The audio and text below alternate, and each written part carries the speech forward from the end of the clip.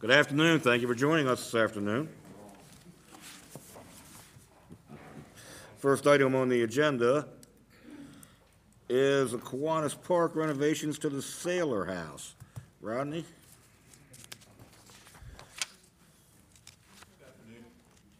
With me is Mary Stinson and Ann Aldrich, who are with the Washington County Historical Trust. And a few years ago, the city set up an agreement with the trust to renovate the Sailor House out in Kiwanis Park. And it's been a while since that's happened, and for some of the newer council members, we wanted them to come in and give an update on how much progress they've made. They have more ideas about what they want to do, and I'll let them give the presentation. Okay, thank you. I'm Mary Stinson. I'm an architectural historian. We have been working on the Sailor House, as you know, and in case you're not familiar with the building, the Sailor family owned the farm from the 1770s to the 1830s. They constructed the buildings on the property. A log house, stone barn, and other outbuildings have been demolished over the years. But the house is built of local limestone, has a main house and a connected service wing. It hasn't been lived in for over 60 years, and it's still standing. And it has very well constructed original features. The limestone walls with skillfully cut coins that you can see in the corner, that straight corner there, the nice masonry. The whole stone building foundation, everything's intact. The interior framing is sort of hefty wooden timber framing. That's in pretty good condition. A lot of the original woodwork is there, including the box tight winder stairway inside. The doors and windows are gone, but and the plaster walls have been damaged, but it's all repairable. A lot of the original floorboards are intact. And fortunately, the metal roof has protected the building. So with a metal roof and stone walls, it has survived. And all of this is repairable. So we are restoring it authentically, but not as a museum, adapted for use as a history and environmental center. And that is the original stairway. And as I think the information in your packet can tell you, this area goes from the original settlement of the Bridgeport area on what's now Jefferson Boulevard. First bridge was authorized in 1758, and other significant stories in the area are about the farm and the adjacent grist mill. There were early roads in the area, and we need to do more research on Civil War events because the retreat from Gettysburg was right down Jefferson Boulevard there. There's also environmental history there. We recently discovered that Peter Sailor was involved in an early fish conservation effort in 1824. It's one of the earliest in the entire country. And the trust is sponsoring a talk about this on April 28th. I'm Ann Aldrich. I'm on the board of Washington County Historical Trust and moved into an old stone house which called us up to Washington County about 4 years ago. And I love it here. I'm so glad to be part of your community. We are very passionate about this building, and we can talk your ear off, so we're going to try, I'll try and be short about this. But one of the real keys that we envision in bringing this house back to usable condition is through the use of volunteers. And that's our president, Steve Adelberg, who's behind me, as we started cleaning out the house about 18 months ago. And you can see there was a lot of debris that, you know, the plaster's fallen off, the animals been in there. But we have sponsored, I think, 9 open houses, and we'll be glad to sponsor one for anybody on the council who hasn't seen the house, or been inside the house, to show you what we've been doing and what we envision for it. And we've had 10 volunteer work days, and every work day gets more and more volunteers out there. We've held a public meeting recently to gather more volunteers, because we really envision this as educational opportunity to train people in our community how to preserve these buildings. So as much of the work that we can do with volunteers by training them in the historic building trades, we will do. And there seems to be a growing swell of people interested in doing that.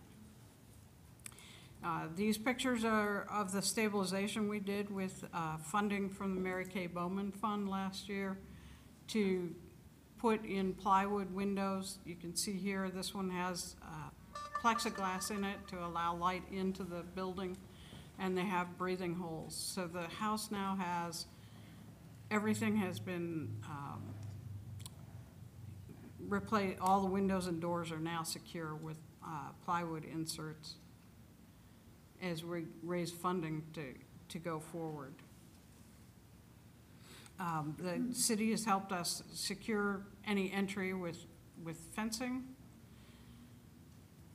And I wanted to share with you some of our funding sources. Certainly the city has been instrumental in helping us move forward. Mary Kay Bowman, we're participating in Washington County Gives this year. And the trust and individual donors have helped fund the work to date. We aren't where we thought we would be 2 years ago when we entered into the MOU, and we provided a new summary of work to be done. We are in the process of raising funds to rebuild the front porch so that the whole entire house represents what it would have looked like historically. We'll be offering workshops in repointing with lime mortar, lectures. The fish lecture is the first lecture. We'll try and offer some other lectures during the year. More volunteer days to keep it maintained in its current state and to move forward with keeping it cleaned up. Next year, we're looking at rehabilitating the kitchen building or wing in that L, because that is a great classroom space, and it's fairly easy. We think it'll be about $20,000 to restore that space and make it usable immediately. And then we'll tackle the summer beam and the interior woodwork and rebuilding of windows and doors to match the historic woodwork over the next few years, so that we're looking at complete renovation by 2020, but always having the site be used for educational events. And sitting on the banks of the Antietam, we think it's a perfect place for environmental education for our city schools and community residents. It also it has public access to the Antietam, so it's great for an Antietam water trail hub point. We just think it has so many possibilities, and we're really excited to be able to work with the city to bring it back to what it was once upon a time, but for a new use. Yeah, and especially the program with the city this summer to do an archaeological investigation is looking pretty exciting, because people can sign up to join in that program, and that'll tell us more about the building, and people can get involved with that, and it's the city sponsoring it through their summer programs. Through the rec department. Through the rec department. That's where you yeah. can sign up, through the rec department. Yes. Mm-hmm. Yeah. Any questions? No, you're just asking for an extension of the MOU, correct? Yes, we're just asking for the extension of the MOU to allow us to raise the funds and get it done. So Sounds good to me, Marilyn. we would have an amendment to the original agreement for you to vote on next week that basically just gives them more time. Does MHT have a easement on the property? No, they do not. Good. And we are very much aware that we do not want an easement on the property. So we're seeking funding that does not impose those requirements. Appreciate that, yeah. Okay, thank you very much. Thank you.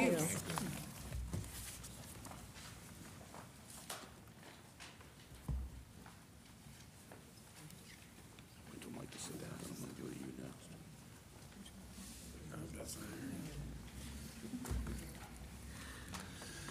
Well, I guess we're gonna do the Warner Hollow Dam Edgemont Reservoir project. Yes, sir, that would be correct. The last time that Nancy and I were here, I believe, was last fall. We've been working diligently with the Maryland Department of the Environment, with our engineering consultants, both Hazen and Sawyer and Triad, in regard to some changes that are required to the design of the spillway. I'll give you a short reasoning why we're making these changes at MDE's request. The probable maximum precipitation amount of flow was redesigned, given to us by MDE for the reservoir itself. What this amounts to is, the reservoir is a giant catch basin. We have to be able to safely allow the amount of flow over the spillway that is equivalent to 26 inches of rain in 6 hours. So this causes a major redesign. Thank you, sir. It's past biblical proportions. I mean, everyone knows what happened in Houston. This is a biblical event, but this is what our design, Sort of make Houston look small. it does, yes, sir, does. And for a small confined area, you're exactly correct. 6 hours, is that what I heard? 6 hours, over 26 inches in 6 hours is what we have to design the spillway for. And it's regulation. It's not optional. Do we have to build an ark too? We're building a labyrinth. What this has done, of course, in the redesign is it's increased the cost from our initial discussions that we had with council. We've actually gone up now. The project itself is approximately $10 million, $12 million with the other engineering and construction reserve funding that's in place to assist it. This project, we've always talked about, goes hand in hand with the Brickner water treatment plant upgrade to bring it in compliance with the long-term disinfectant and a disinfectant byproduct regulations that we have to match it up with our R.C. Wilson facility. So we're going to look at approximately a $16 million project to get the dam regulatorily correct and to bring Brickner into fully functioning operation.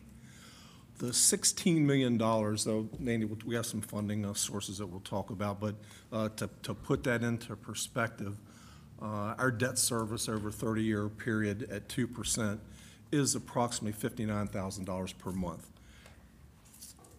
To bring it further into perspective, that's what our electric bill is at R.C. Wilson every month.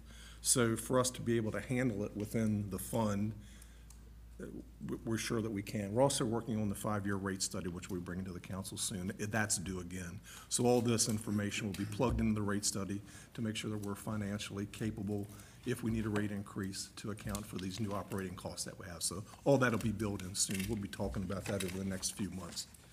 But that also puts to this council, because we have 2 new members in the situation of making a decision, again, whether to go forward with this project, right? Because this That's correct. basically doubles the price, is that right? It does. Yes, sir, it does. The decommissioning of the reservoir itself is approximately $4 million. Understood. So you have to kind of weigh those costs in there also. If we're I not gonna certainly use it. support the project, but I Thank you. just want And we've gone over before some of the pluses that this adds for us is, if we do go forward with this project, we're going to utilize the facility to its fullest function. It's always been a backup facility, but if this amount of money is invested in the facility, we will utilize it. It'll allow us to do more of a backup for R.C. Wilson. Specifically, when we start the transmission main project, we'll be able to operate this facility, take a transmission main out, do all of our work so we don't have to do it at night, worry about running the tanks low on water. It just gives us that redundancy that we don't currently have, that we've always had since 1996 or 97 on the facility when it came into play. It is a big price tag, we understand that. Nancy, as MDE is going to give us some assistance, as they always do in the funding source on that. We did an MDE's request. We withdrew our previous funding package so that when we submitted the new one, it would be one project for Edgemont as opposed to two. If we had submitted a second funding application, we would have had two bids, potentially two contractors trying to work in the same footprint. MDE continues to be supportive of the project. I anticipate that our ranking and rating will still be favorable, that the project will still be fundable. We won't get that back for several months yet, the ranking and the rating. I guess one of the things I want to point out too in these numbers, because they are big numbers, 12.5 million is a big number, but there's also a large contingency on this, a larger than normal contingency, mostly because we don't know what we're going to find underneath the concrete associated with the seepage that's been ongoing. We could spend 100% of that contingency, or we could spend 10% of that contingency. So that's kind of a wild card. The construction itself, in the absence of the contingency, is about 6.6 million.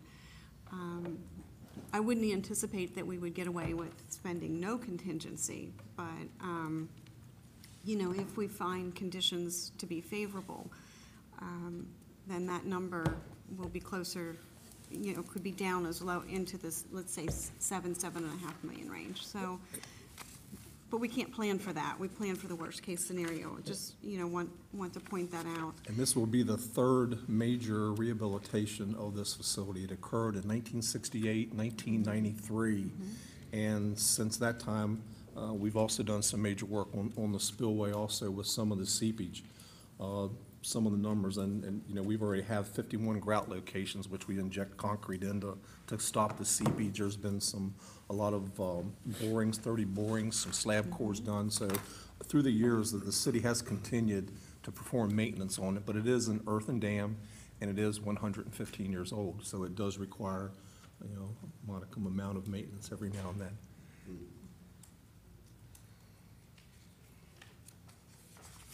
The reservoir is out of commission during the, 3 months of the year? We've actually had it, we're operating in a dry state, so we've actually had it shut down completely now for 17 months, 18 months. But is it, once it's operational again, though, is it subject to the freezing shutdown? Or was that something I read about?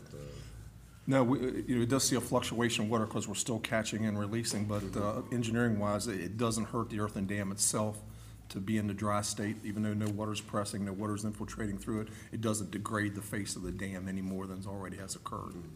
And in the event that we're producing water, it doesn't impact that either because the intake structure is at the bottom of the reservoir, okay. So we don't have to worry about you know, frozen water at the top to access the water.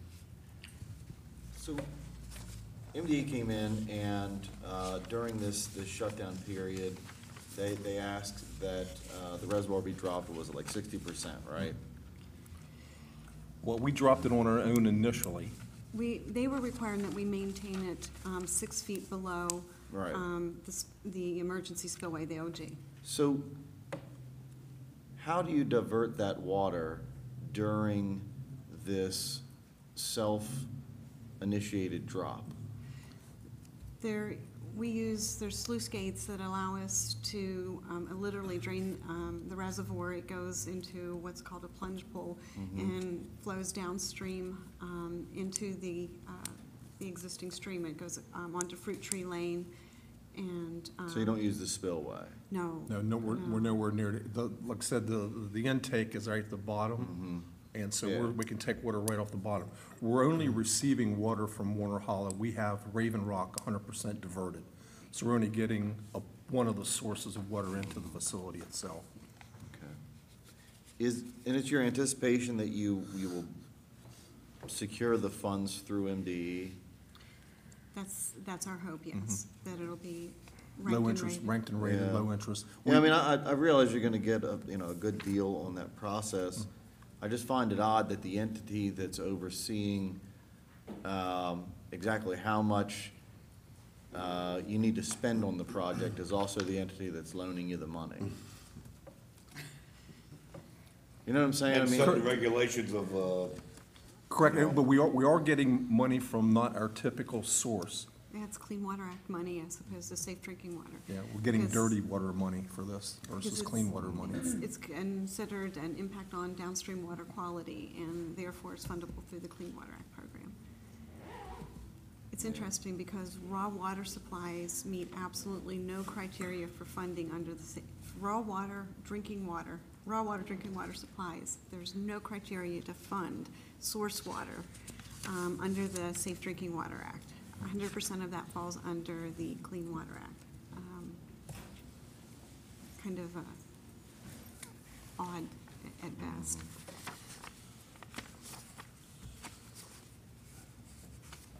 well, So for us, we're looking, right now, we'll continue, we'll be back with the funding sources, and once we get the engineering in, completed, approved by MDE, we'll be back one more time with this, but I think for us, for a nod of the head, for us to keep going, I'm sorry, sir. do you feel at this point then, in other words, I guess from the initial point forward, I expected that the state, was going to have it come in and have significant opinion on the matter. I don't think that the state or the federal government, frankly, look lightly or favorably on these types of structures. Correct. And I think at the end of the day, if they could, they would prefer, most of them went away, especially for these types of natural water, stream systems. Do you feel, though, 'cause I feel like this is sort of the second iteration of coming back in terms of cost measures and state and federal input, do you feel like you have actual buy-in at this point and that you're actually at this stage where there won't be significant additional hurdles or suggestions put before you? I think from our numerous meetings with MDE, and that every surprise that they could give us, we've already seen. Okay. Because realistically, we're about 10, 12 months behind where we wanted to be at this point in time to work through all of these issues. And that's what we've been doing with all the regulatory groups, just trying to get through everything that they've given us to work through. Yeah, they reduced our yield up there before. We're only allowed 750,000 gallon a day average yield out of the facility, even though the plant can produce 4 million, which, Right. Of course, those are averages. So, they've looked at every aspect. We've met with, DNR, dam safety groups, Appropriation. everyone. So it's not just been MD itself, it's every small group, and there's been a party to this, and has that input all the way through. And we recently, just several weeks ago, met with the appropriations folks, John Grace and his group, to talk about the appropriation, because we want two things to happen. If we invest the money in Edgemont, we want to be able to maintain it at full pull. We don't want to lose 6 feet of capacity when you have the largest area of the reservoir at the top. So that's a priority to us. And we want to make sure that we either maintain our existing appropriation or we have an improved, an increased appropriation. And so we're working on that. I think frankly, as John and what I'll call that guard, are transitioned out over time and greater draw of resource along the Potomac occurs down from us, I think that exact scenario will play out. Agreed. That they'll be like, okay, well, you draw from here, you can draw from here a little more so that we can give a little more, down the way. And I just don't think that you have a scenario, though, within MDE at the appropriations department at this time that is of that persuasion. You speak with them too, you understand. Yeah. Yeah. I'm just going to touch real quick on the brief project update on the traveling screens and the tank mixing. Of course, we'll be coming to the mayor and council with a modification to the funding documents. But in January, MDE came back and they increased our grant funding by about $75,000. And they also added $255,000 in principal forgiveness. So when everything's said and done, while the loan will be for $1,021,280, the actual less the principal forgiveness, it'll be $766,000 of funds that we need to pay back. So MDE has continued to, I'm going to say, support the city of Hagerstown, support our projects, and help with the funds that we have to pay back, or the amount of money we have to borrow. So just a little piece of good news on that project. We expect to go to construction in the May time period, and like I said, that's for the traveling screens and the tank mixing. The EWIP project is now moving with MDE, and we would expect to go to construction this summer on that as well. That's the replacing the low service pumps and the pumps at Pump Station 4. So we're working on that procurement package right now. Good things continue to happen in water, continue to move forward, so, Thank you. yes, thank you, thank you. Utility collections service interruption process.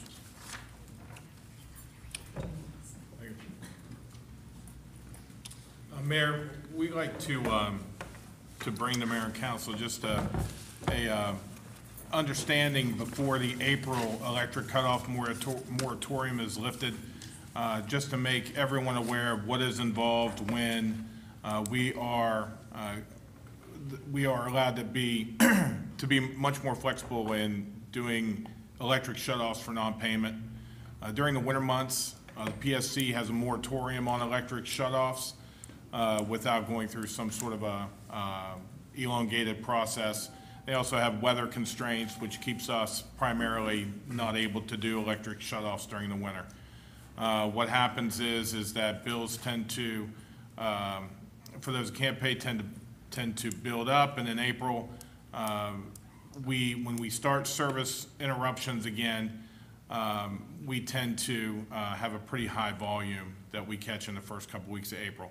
Beth Everhart's our customer service manager. She leads the process, and she's here, and she'll just inform you on, especially for the new members, what the process is, what you can expect to hear over the next few months, and then how we generally go about interacting with customers. The first week of April, we will start to resume cutting electric. The first week will probably, if we have enough staff, we could cut 125 accounts a day. We'll probably stick to about 80. We can do that probably the first through the third week of April, I would say. We will certainly enter into payment arrangements with customers, but we have a difficult time downstairs, and it's going to be, I think, a little harder this time because the cold weather made the electric heat bills extremely high. So some of these customers have some pretty high bills right now. The other thing that we make sure that we do is we provide customers with information, and we do this throughout the year, and we certainly do it during the winter months, information on where they can go for assistance. They can go to Community Action Council, REACH, other nonprofit agencies, churches, for help in getting bill pay assistance.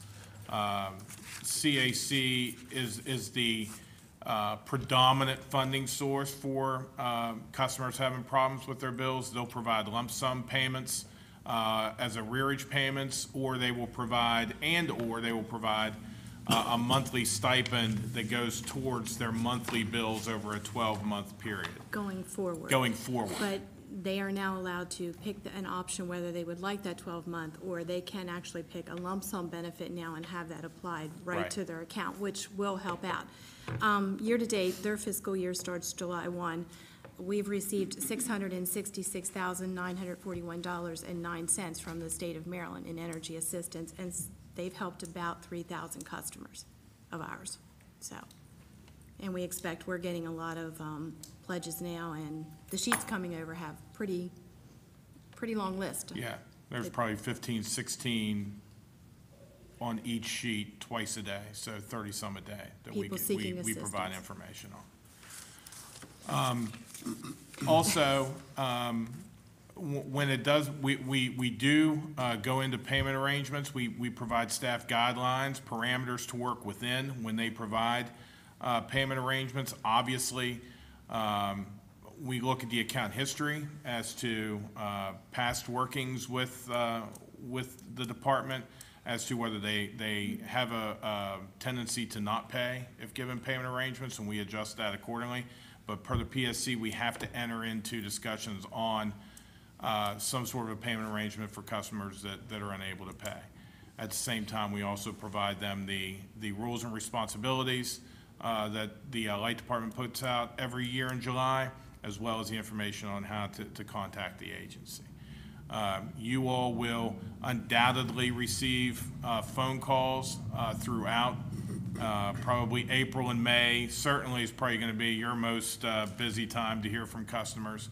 All that we ask is that you just contact us, and we'll be more than willing, within what we can, within the Privacy Act constraints, give you the information that we can to help you out with that customer, at least, to respond to that customer. The other thing is we would ask is for those that are watching that are having some issues and have not contacted our department, please do so now. The last thing, we do not in any way, shape, or form, regardless of what some think, enjoy cutting people's service. It's awful to do, but we have to protect the revenue of the light department, and we do what we have to do. But we would just ask that if you're having issues, you don't think you're going to be able to come current on an electric bill, that you contact customer service as soon as possible and work out some sort of an arrangement to keep your lights on. You can pay in City Hall. We average about 47,000+ a year transactions in City Hall, about 53,000 phone transactions a year. We have almost 15,000 registered customers on the website. We have ample opportunities and avenues to pay. We just, we can't stress enough to please either contact us or contact an agency, and try to get the situation together where your service is not going to be interrupted. Can we make sure that we do something maybe on social media? Yep, to that effect? we do. We do. Yep. Is there a length of time that someone is delinquent, or is it a dollar amount that puts you over the threshold of? They are mailed a termination notice, and anybody who is delinquent $20 or more receives a termination notice. Okay, And that is on a 60-day bill, and then they have 15 days to pay. okay. I'm sure you don't look forward to this time. So, It's a little hectic, yeah, I'm sure. It sounds like. but we manage very well. Yeah. So, of the total current accounts that we have, and I assume we're just talking electric right now, We are right? talking Right. electric, correct. What are the do you have a rough ballpark of what those total number of delinquent accounts are?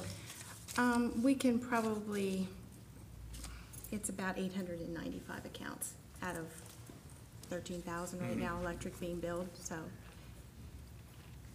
in the grand scheme of things, it's not that big Okay. of a volume. And when you say 900 accounts, are those accounts broken down as well into units? Because I know that there are some that have more than one unit in a property. This is residential per meter, so if you have an apartment building, you have 4 tenants in there, and the tenant is responsible for their bill, it would be per their meter, not the landlord, but the tenant. But, okay, I guess my curiosity is, of these 900 accounts, are any of those accounts for multiple units? Could be. It might be. Yeah, Might they- be per meter. Right, that's what I'm trying to figure 800, out. 900 meters out of 13,000 meters, is that what you're? It would be very few that would share a meter. I would Very think. few, Okay, correct, so 900 accounts is what we're talking about. correct. I mean, it's been my experience that of those types of accounts within a system, that, 65, 70% are what, I guess you could deem habitual. I would say that's probably a little higher in our case. I would say we probably are closer to 75 But they're the to same folks you're 80%. sending the same letters to continually, Every year. month Every after year. month, quarter after quarter, year after year. Yes, Yes. that's, I'd say 75 to 80%. Right. And do you have the total amount currently that is outstanding just for this? 60 plus is about $80,000 right now. So the total is $80,000. 60 plus. 60 plus. And those are the ones we hit first, the 60 plus and the high dollar amounts. Correct. Commercial, we cut all year long. All right.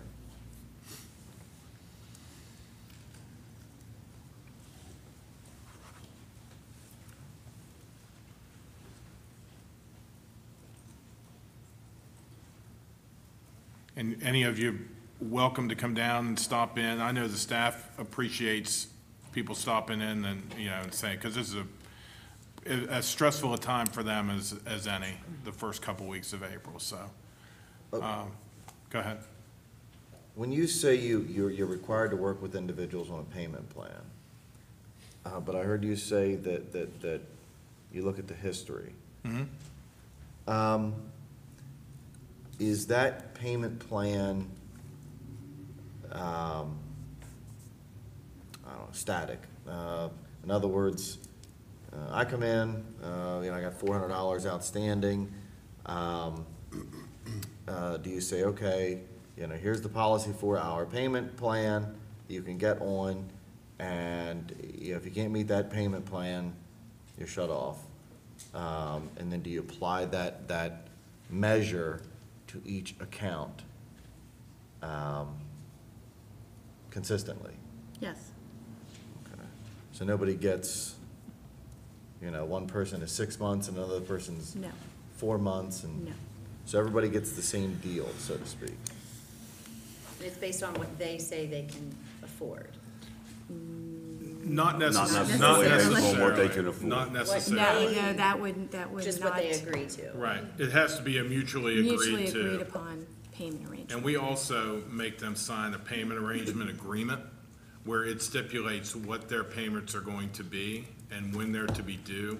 If they break that, it's termination the next day. The next business day, as long as it's not a Friday. We don't terminate on Friday. But everybody gets the same amount. In other words, let's say I come in, I got $1,000 outstanding, and I say, look, I can give you $100 a month, No. and that's my payment plan. No, Or somebody has $200, so everybody gets the same amount of time. we have pretty definitive policy, yes. And everybody gets the same amount of time to pay. And Right. the same percent must be paid up front, and then we adjust it. The remainder of it's adjusted according to their pay schedule, biweekly, weekly, et cetera. How many do you end up cutting off again after this payment arrangement? 50%. 50%. And again, honestly, we've done this long enough to where we pretty much know who those are gonna be. Oh, yeah, you got the list. Yeah, we know who those are gonna be. And we can pretty much tell that if someone comes in and says they're gonna give us $200 on Friday, good chance we'll know on Monday that it's not gonna be here. So Beth, a lot of times we already have that set up on Monday, and then when Monday morning, when we go back through and check the payments that have come in, if they have paid, they go off the list. If they haven't, they get cut. Do you find in this repetitive process that of these 900 accounts, and let's say, 70% of them are habitual, so, 650 accounts, that of that number,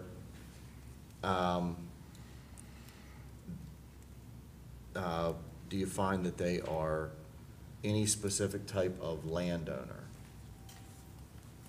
Are they single family, are they landlords, or? tenants. Tenants, predominant number of tenants versus homeowners. Seems odd to me. That, So let's just say that someone is $260 in arrears, and they come in and, what is the time frame that you associate with a repayment plan? I mean, is it, We'd ask for 50% upfront. and then how many We- cycles? Weekly or bi-weekly, probably over the next 6 weeks. Okay. 8 weeks is So it's usually- about a month and a half. 8 weeks is as long as we like to go, with the Okay. understanding that when the next bill goes out, you will pay that bill by the due date on the bill. So you have to get yourself current within 8 weeks. So at some point in time during that 8 weeks, let's say, they don't uphold their end of the contract, you shut them off.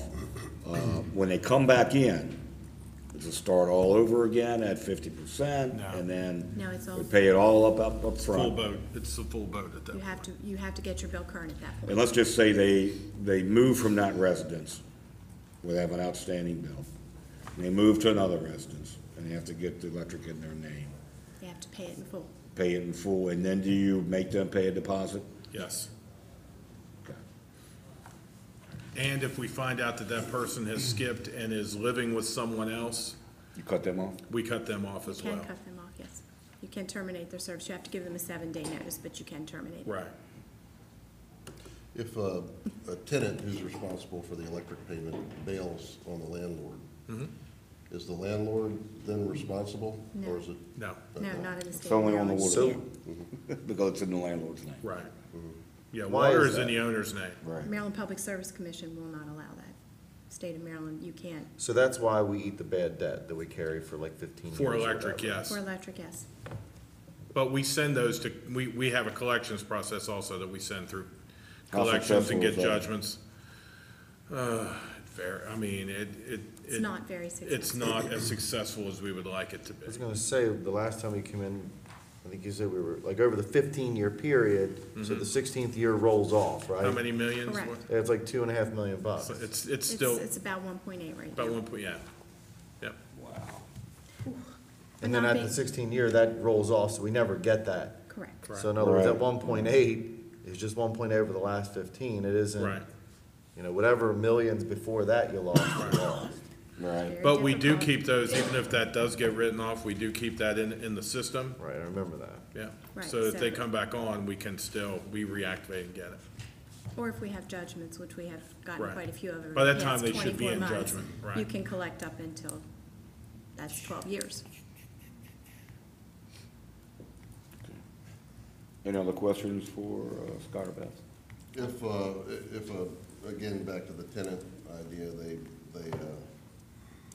leave with a outstanding debt, is there any, do we use any debt collection Yes. services? Yes. Yes, we do.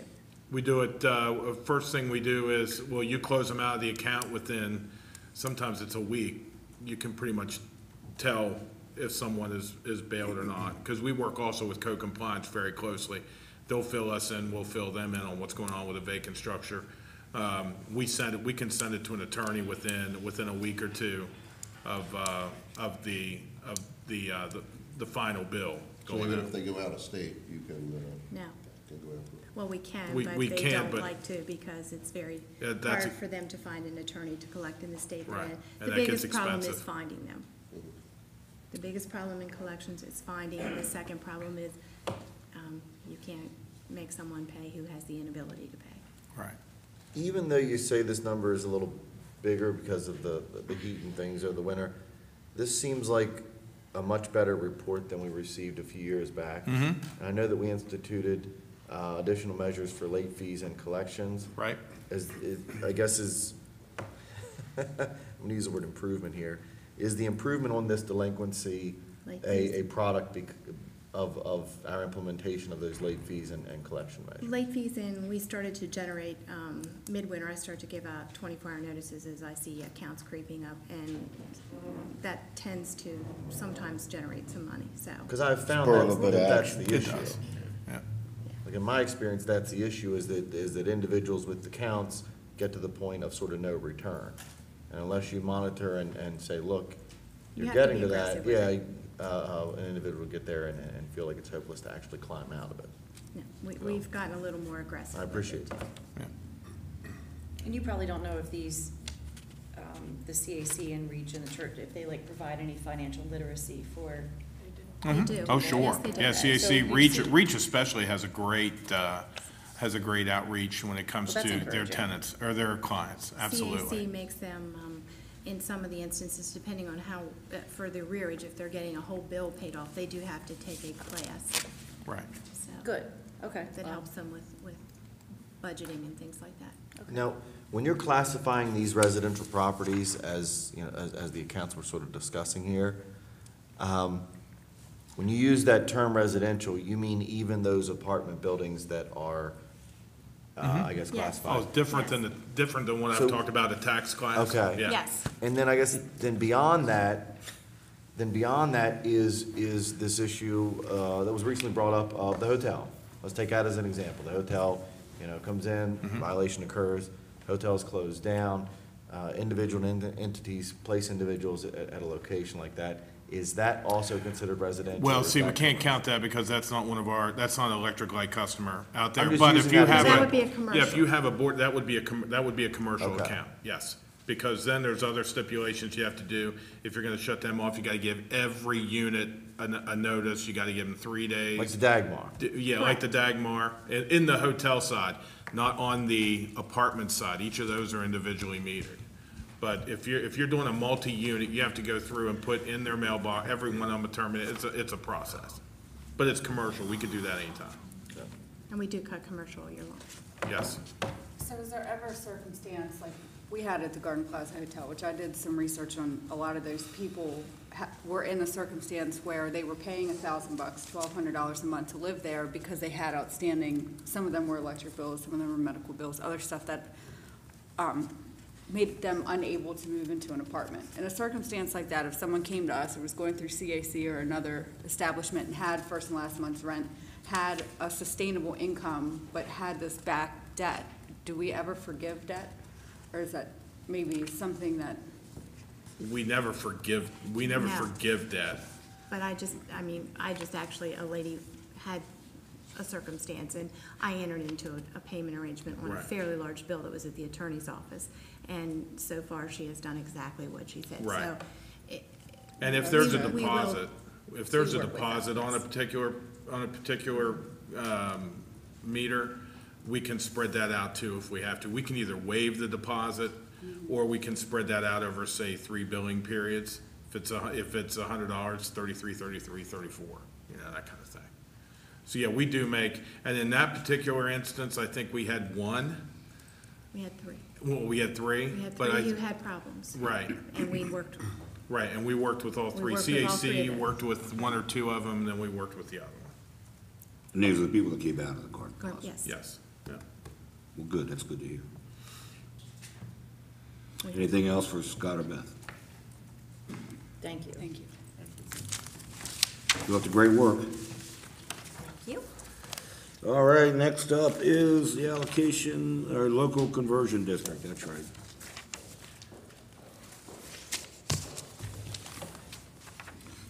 Good evening. Hey,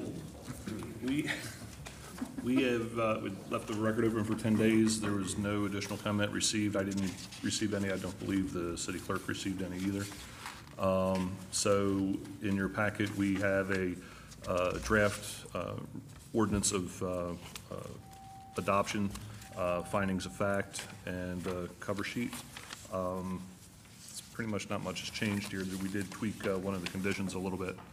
But I don't think I should belabor the issue. I guess if you have any questions, I'll be happy to try to answer. You said in our last 2 discussions on this item that either your department or your department and the attorney were gonna come back to us on opinions associated with the language specific to clinics, and how that could be applied if this proposed entity, you know, ends up transferring the property sometime in the future. Okay. All outpatient medical facilities are treated essentially the same. A clinic, doctor's office, you're just talking terminology essentially. It's somebody coming to the doctor and seeking some sort of treatment. The language that we have here, we believe, is consistent with the amalgamated language that the applicant proposed, so we don't believe that they're out anything out of this. But the city attorney's advice is that for a variety of reasons, unless there's something specifically called out in the ordinance itself, we can't carve out subsets of the particular medical type uses.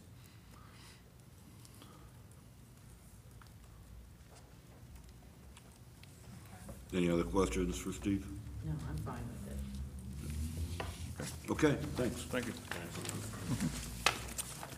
All right, allocation of community development block grant funds for the Roslyn building.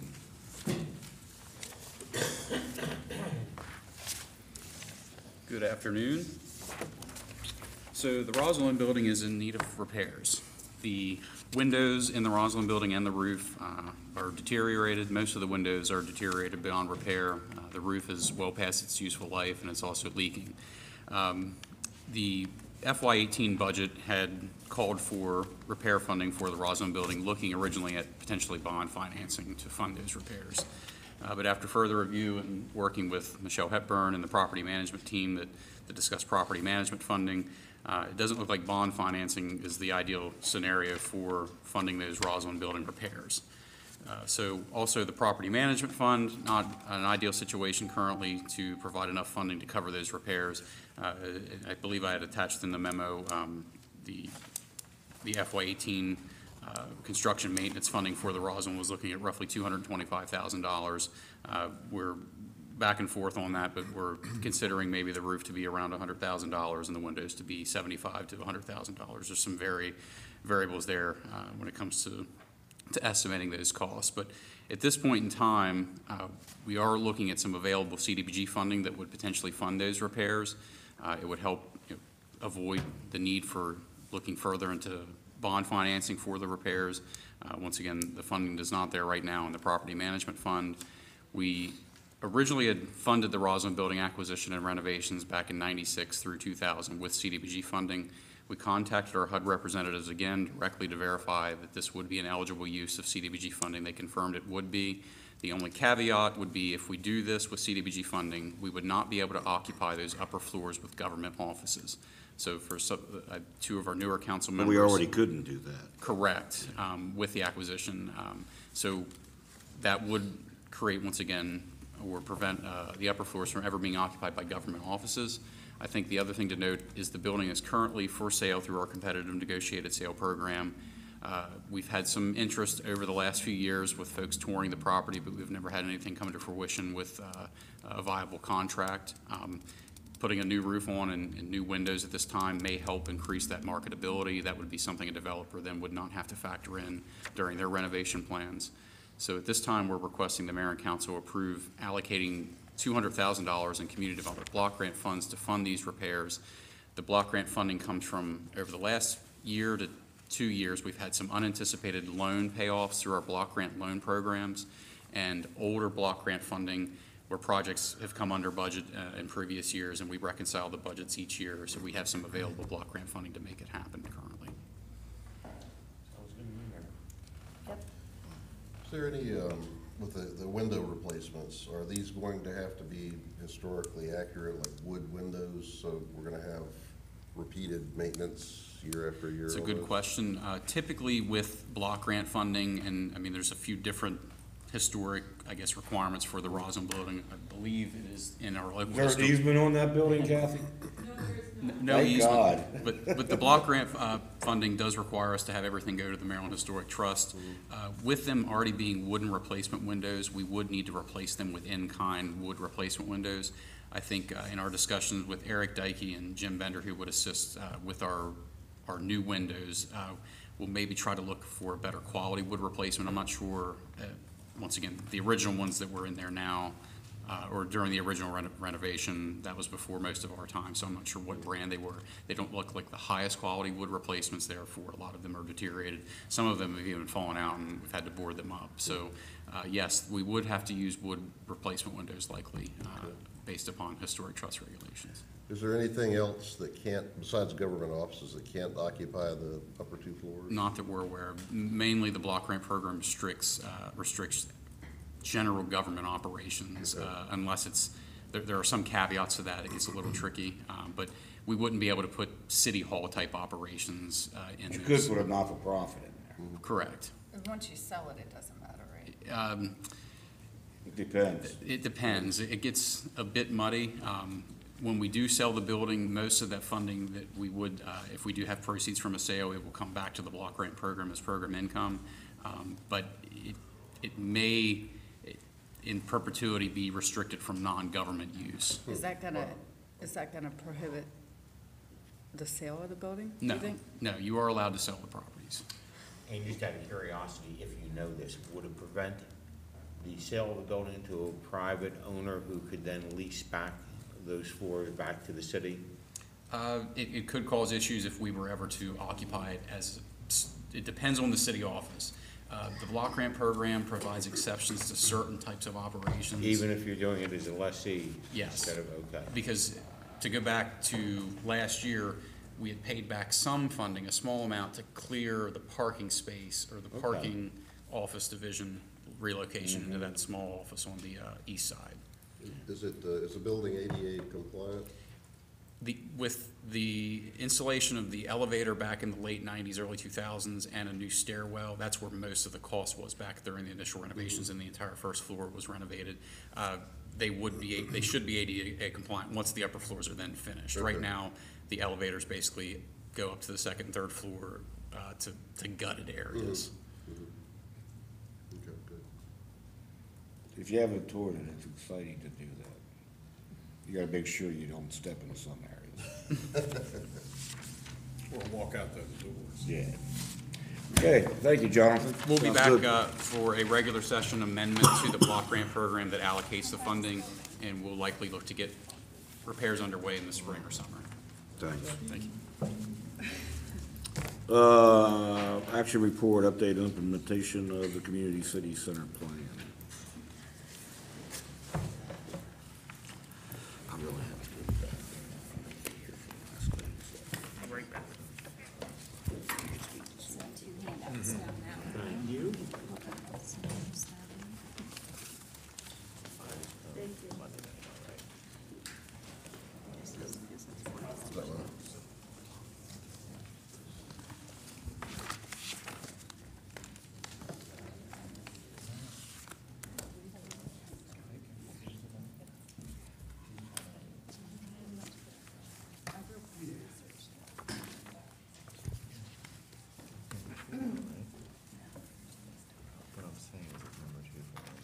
Do you want us to jump in or give the mayor a second? Oh, he said go ahead. You said go ahead, okay. Sorry. Good afternoon, and it's our pleasure to give an update on the 10-year Community City Center Plan. And I think also as we're giving you this update, we're sharing with our residents and our community partners the progress that we are having on this 10-year plan. To give you a little bit of background, the plan was named the Community City Center Plan and was developed with over 130 hours of community input.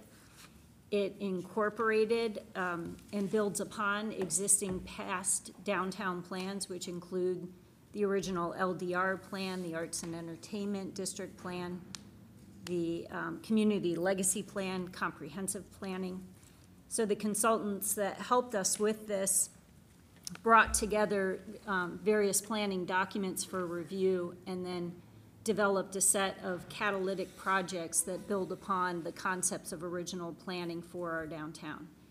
It was released in 2014, so we're coming up on 4 years of implementation, and we're reporting tonight on year-end 2017, so our progress within the first 3.5 years.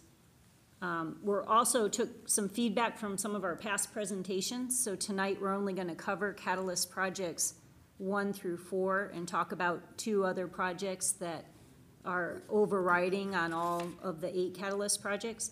We'll be back next Tuesday to talk about Catalyst projects number 5 through 8 to allow for more digestion of the information that we present, as well as any discussion that you want to have. The 10-year plan, we see it as a living document. There's a need for the council to give us ongoing direction at a detailed level, the strategies for implementation, what approaches should we take, what is the prioritization, the how and the when of implementation, prioritization of both time and resources as we navigate through the 10-year period. Why should we have a 10-year plan? I think the number one reason is because it builds investor confidence, and it says to prospective investors for our downtown that there is coordinated efforts among our community partners on a broad level on a strategic direction for our downtown. We have a website, so the information is available at hagerstownmd.org, City Center Plan. We also post documents and maps to that location. There are 5 new development initiatives, and there are 3 expansion of projects that were currently underway when the plan was introduced in 2014. And also on the website is a visual representation through a map of the 8 projects and their proximity to our downtown area. We have the one project that supports multiple Catalyst projects, and that is the Gigabit Service in our downtown area. Some of our success in this area is the introduction of a website from our Main Street Hagerstown program, the gigahubcity.com. A little background on Gigabit Service, that we have 2 service providers offering Gigabit Service, Antietam Cable with a $3 million investment in the rollout of this broadband level, and then also New Frontier Solutions. We have launched the website. We also have 2 downtown public gigabit hotspots at Jerry's Sports Bar and 28 South, providing this high level of broadband service as a free community service through those hotspots. We also have developed a new marketing video that can be used for investment promotion. It has a longer version in more detail, as well as reduced to a 60-second spot that we're using in partnership with the Chamber of Commerce. And we've also developed marketing materials and trade show setup. We've attended the state's Technology at the Gap conference and trade show at Rocky Gap as one of the first outreach efforts to begin to talk to technology companies and use this as an economic development business attraction effort for our downtown.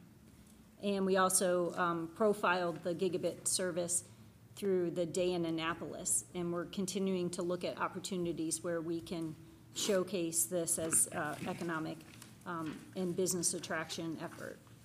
I'm going to turn it over to Kathy for the next one.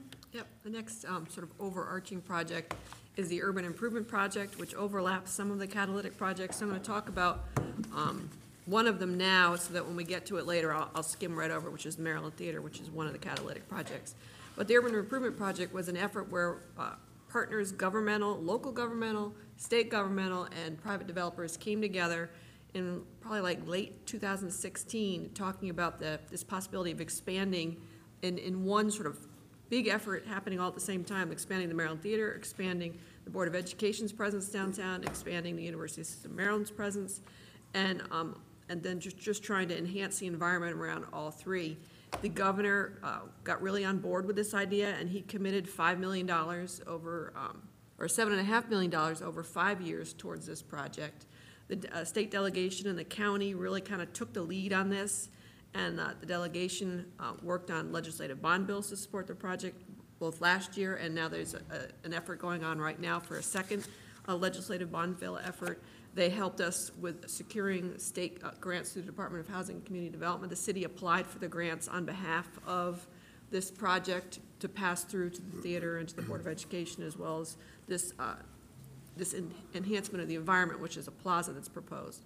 So it's altogether proposed to be $37 to $42 million project of all of these entities.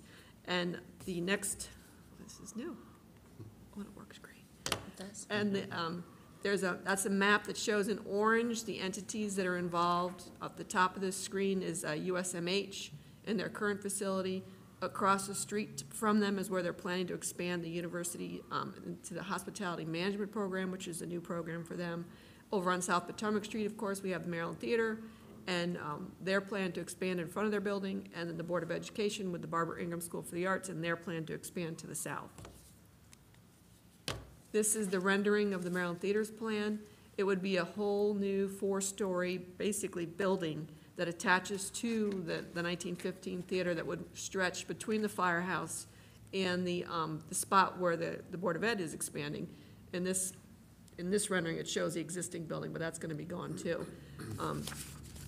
So it's went out to bid in late February. I mean, the design is done, the building plans are in review. Went out to bid late February. The bids are due back March 30th. They plan to start demolition of their box office building July 1, so they'll have a shutdown period in the summertime to allow for the demo.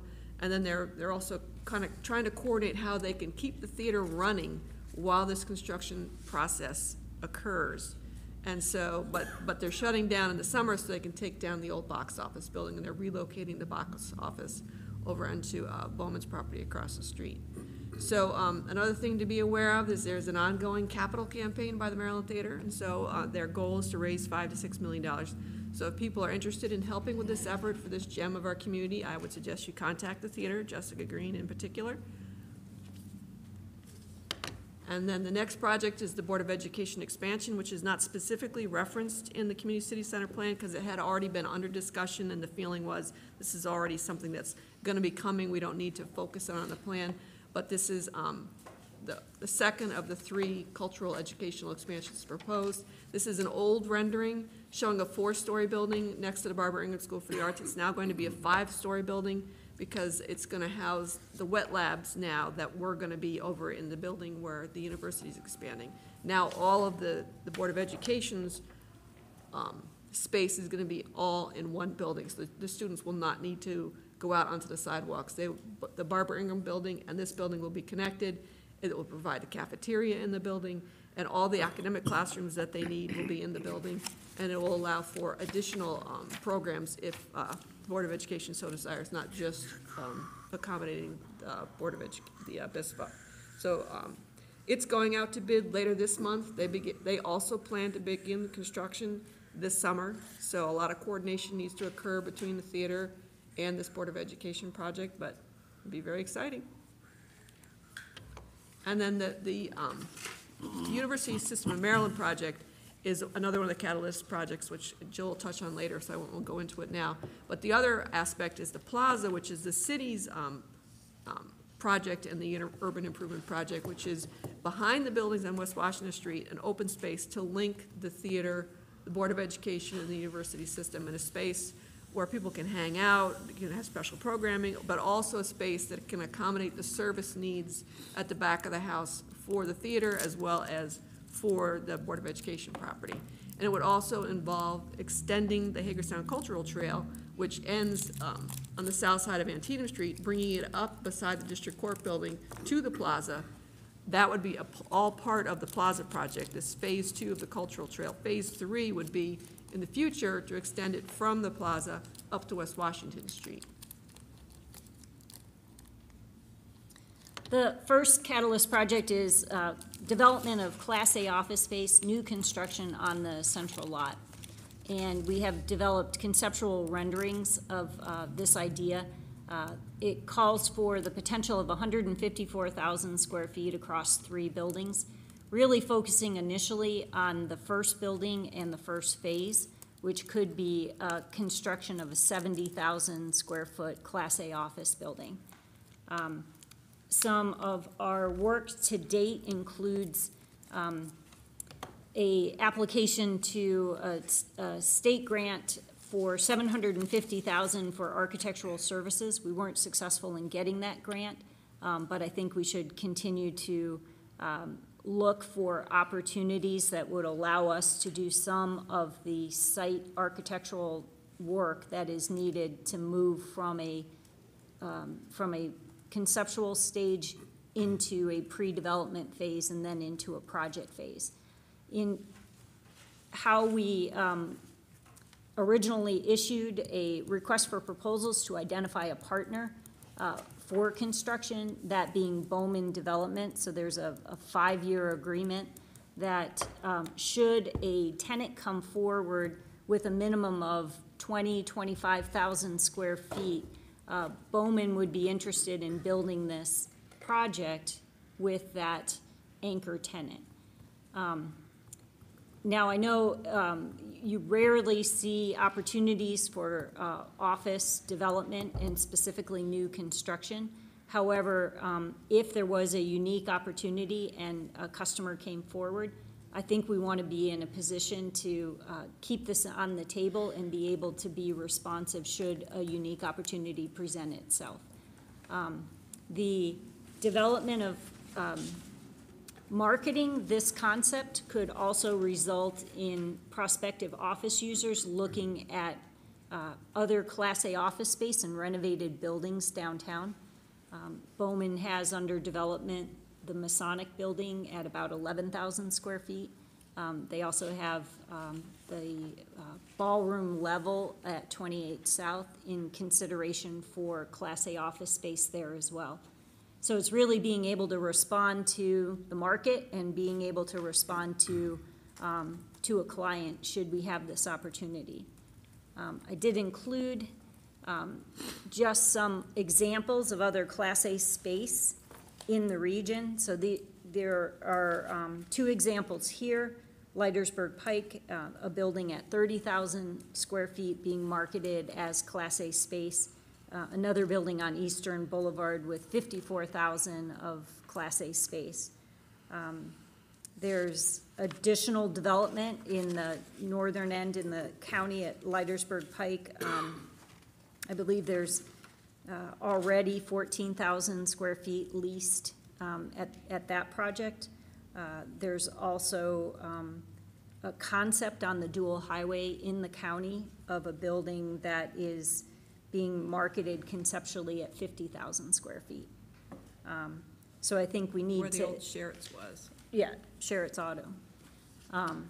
So I think it's important, and as we heard from the consultants, where this may be long-term in nature, that we keep a downtown option for anyone who is shopping for Class A space and desires new construction over a renovated building. Are we marketing for that now? We are marketing it. We have the renderings, which a single photo on the original slide here on the right there, but that is a set of renderings, about an 8-page document that shows different viewpoints in the different phases of the building. We also have a video tour, a fly-through of this building that we send to prospects. I've shared the concept drawings 2 or 3 times in the last 90 days. It would be a large user, and those in our industry, the economic development industry, will say that you, especially in our regions, you see movement in manufacturing, warehouse distribution. You don't see a lot of movement in office, but we need to be ready should it occur.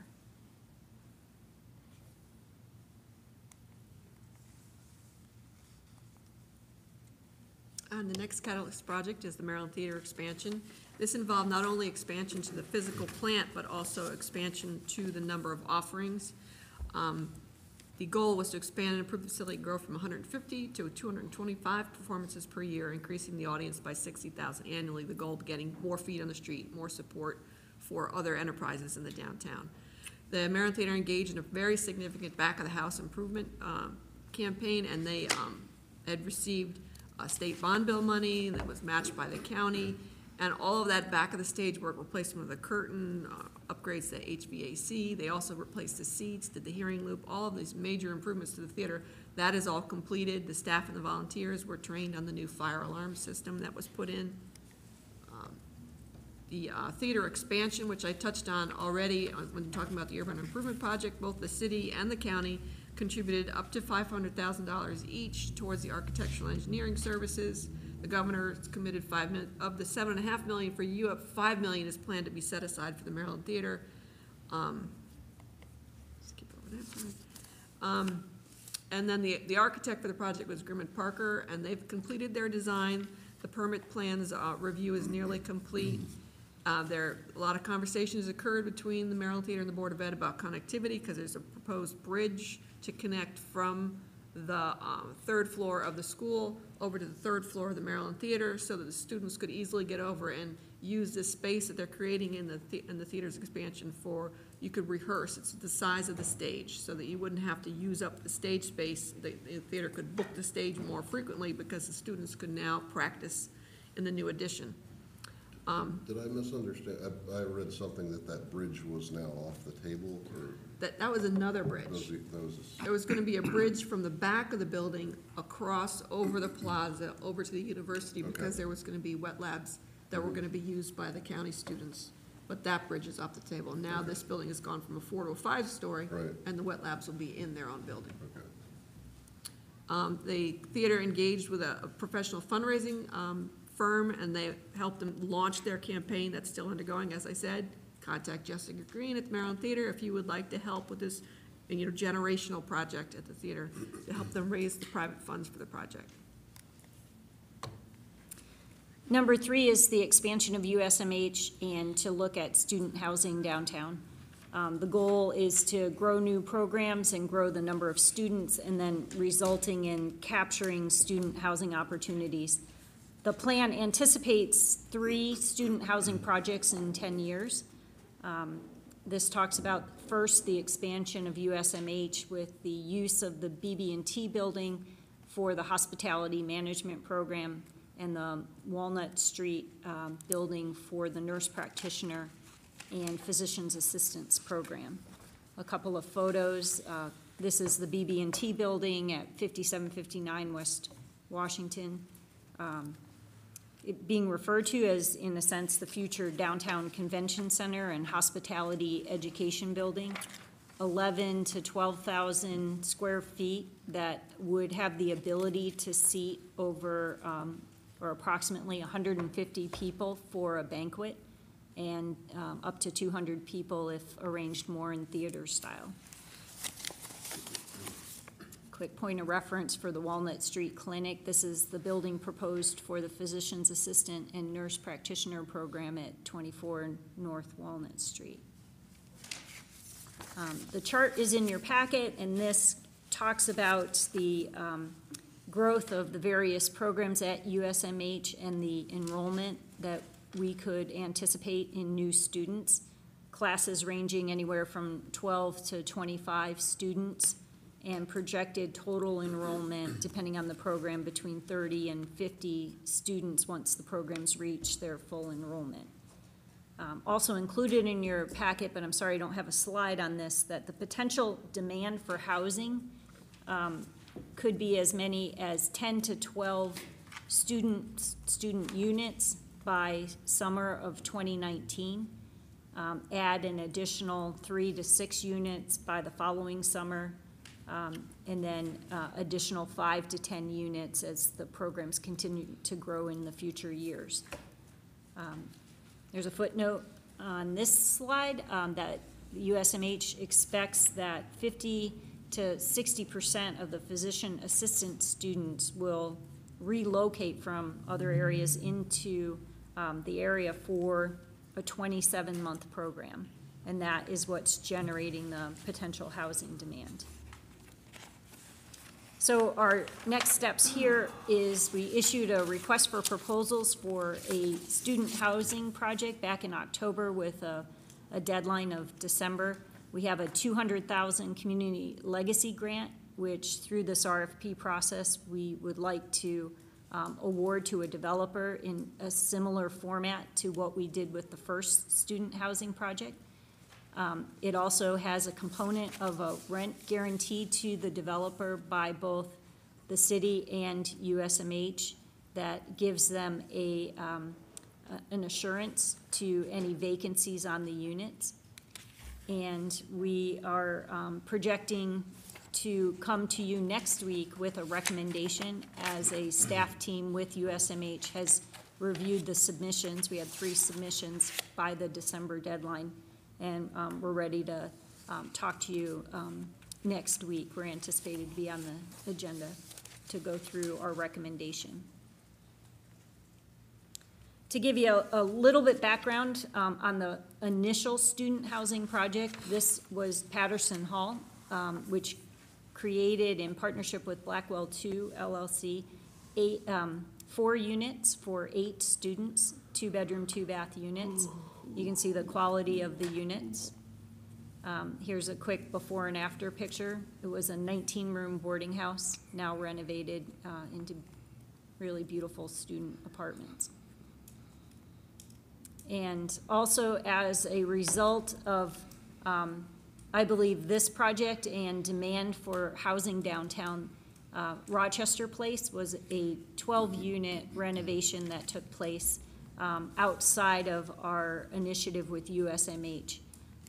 But there are 12 fully occupied renovated apartments at this location on South Potomac Street.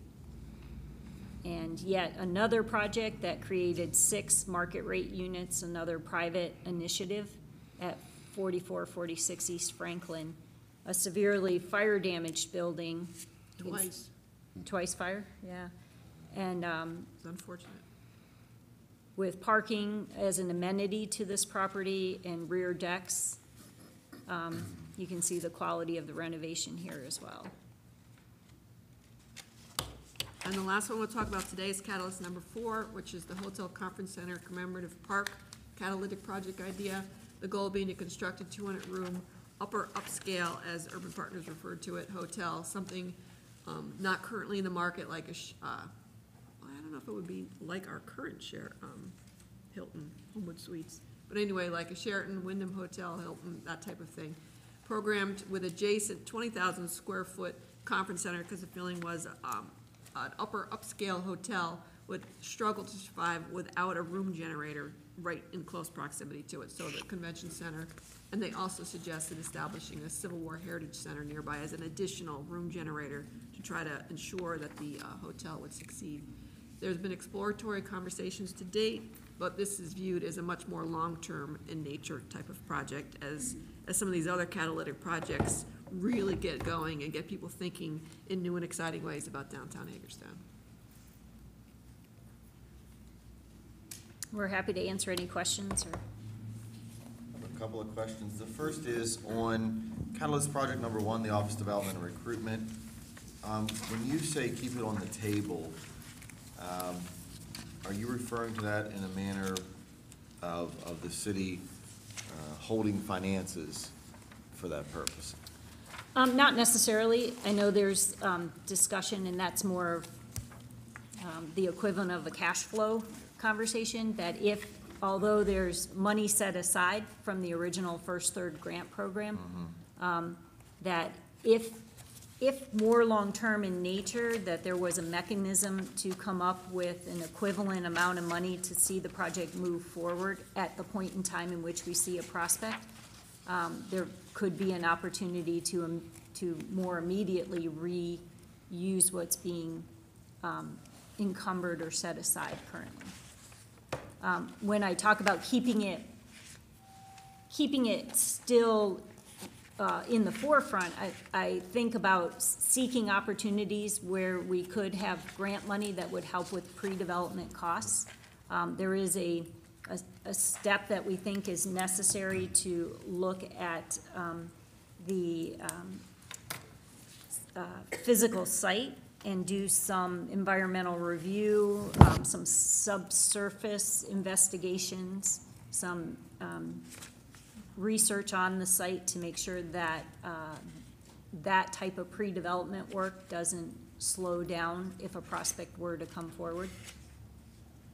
Yeah, I guess for me, you know, I guess I don't see any need to keep any money on the table to keep this project here. You know, we fairly identified the location, you know, the you know, the parameters of it in general. And, you know, if a prospect like this came along, I would venture that the elected body, whomever that may be, would find the means in which to support that, at least to the amount that we've sort of set aside for that purpose. And I can't imagine you'd have elected body sitting here saying, we have a Class A interest in 30,000 square feet of redevelopment, and we can't find $250,000 even in our reserve fund to accomplish that task. I just don't, I don't see that, you know, playing out that way. So for me, I agree.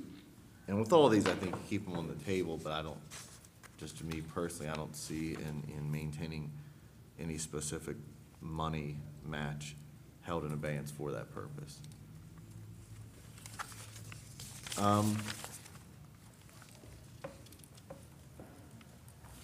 And then the second question I had, well, I mean, I feel like the Maryland Theater, UIP, University of Maryland project sort of continues to evolve. I mean, I think that's the best word for it. And especially as it relates to the bank property. But I think that'll be what it is because, you know, we're sort of contributors to the project. We're not the purveyors of it happening. In other words, we're not the bulk of that money, you know, making it move. We're not the private parties. We're not those larger public parties that, you know, they're going to do it to the degree, I guess, they feel that they can budgetarily, you know, make it happen. So it's good to see that it's continuing to move forward. There's continuing to be monthly meetings of all the partners. Yeah, and I read with status updates. And I read the I guess it's the staff report that we get each month on that. And like I said, it just seems like it's an evolutionary process that is heavily driven by the parties that, you know, are putting in the bulk of the finances. So, the last item, and I had questions on a number of those, but I want to wait for those when you do your update on 5 through 8 some other time. But I wanted to talk about Catalyst Project number 4, and I think I've made it no secret throughout this entire deliberation on the city center plan that I'm not a huge fan of this particular item, especially as it relates to that initial idea or thought of somehow securing Hospital Hill and turning it into a park. I mean, I've never bought into that idea. I still don't buy into that idea.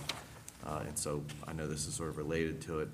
What I will say, though, is, you know, these catalyst projects are, you know, this isn't a static document.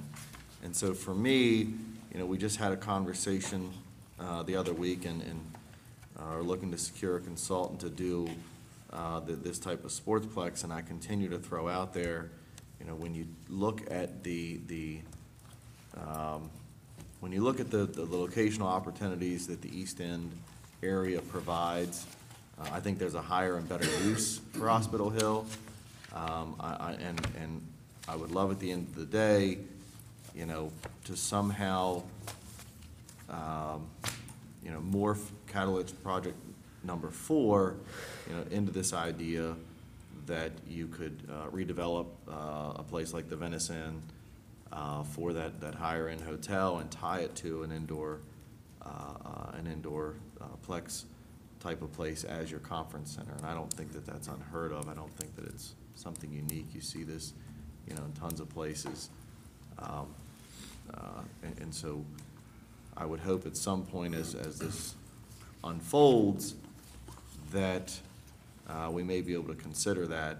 And I know it's sort of pie in the sky thinking, but, you know, the view from Hospital Hill, you know, in my opinion, and I don't know how you would ever secure this private partnership, but warrants, you know, a type of structure like a hotel because of the types of views that it has.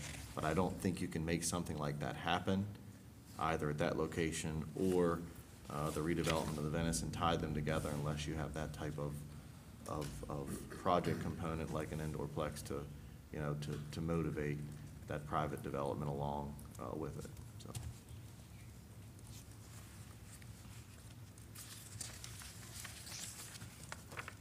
Just out of curiosity, with the two hot spots, downtown Jerry's and 28 South, do we do any type of marketing for them? Like, how did that partnership come about?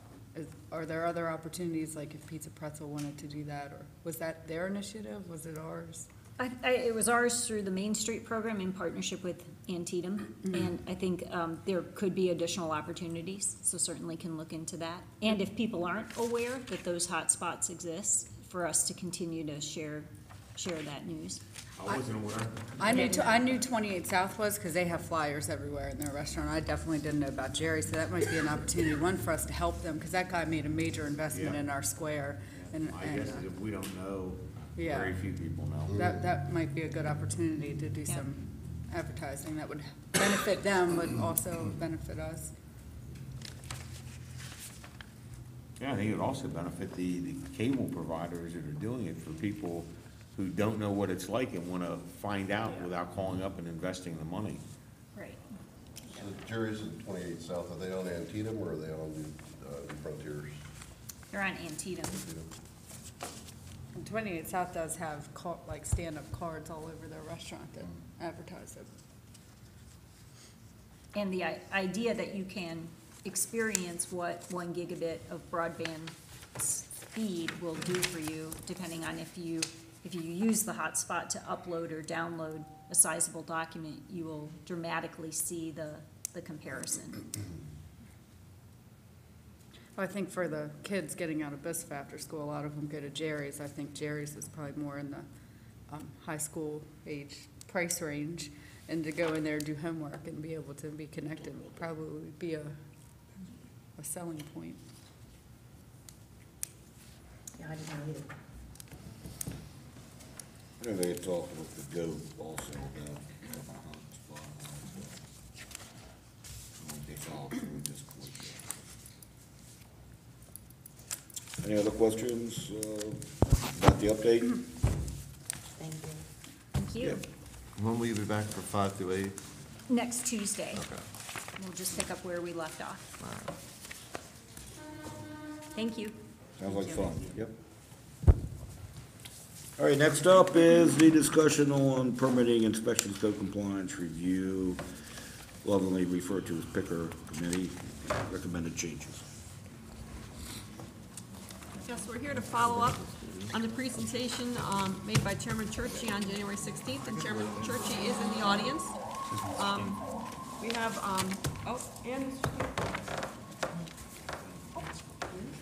we have 2 of the Picker members in the audience tonight.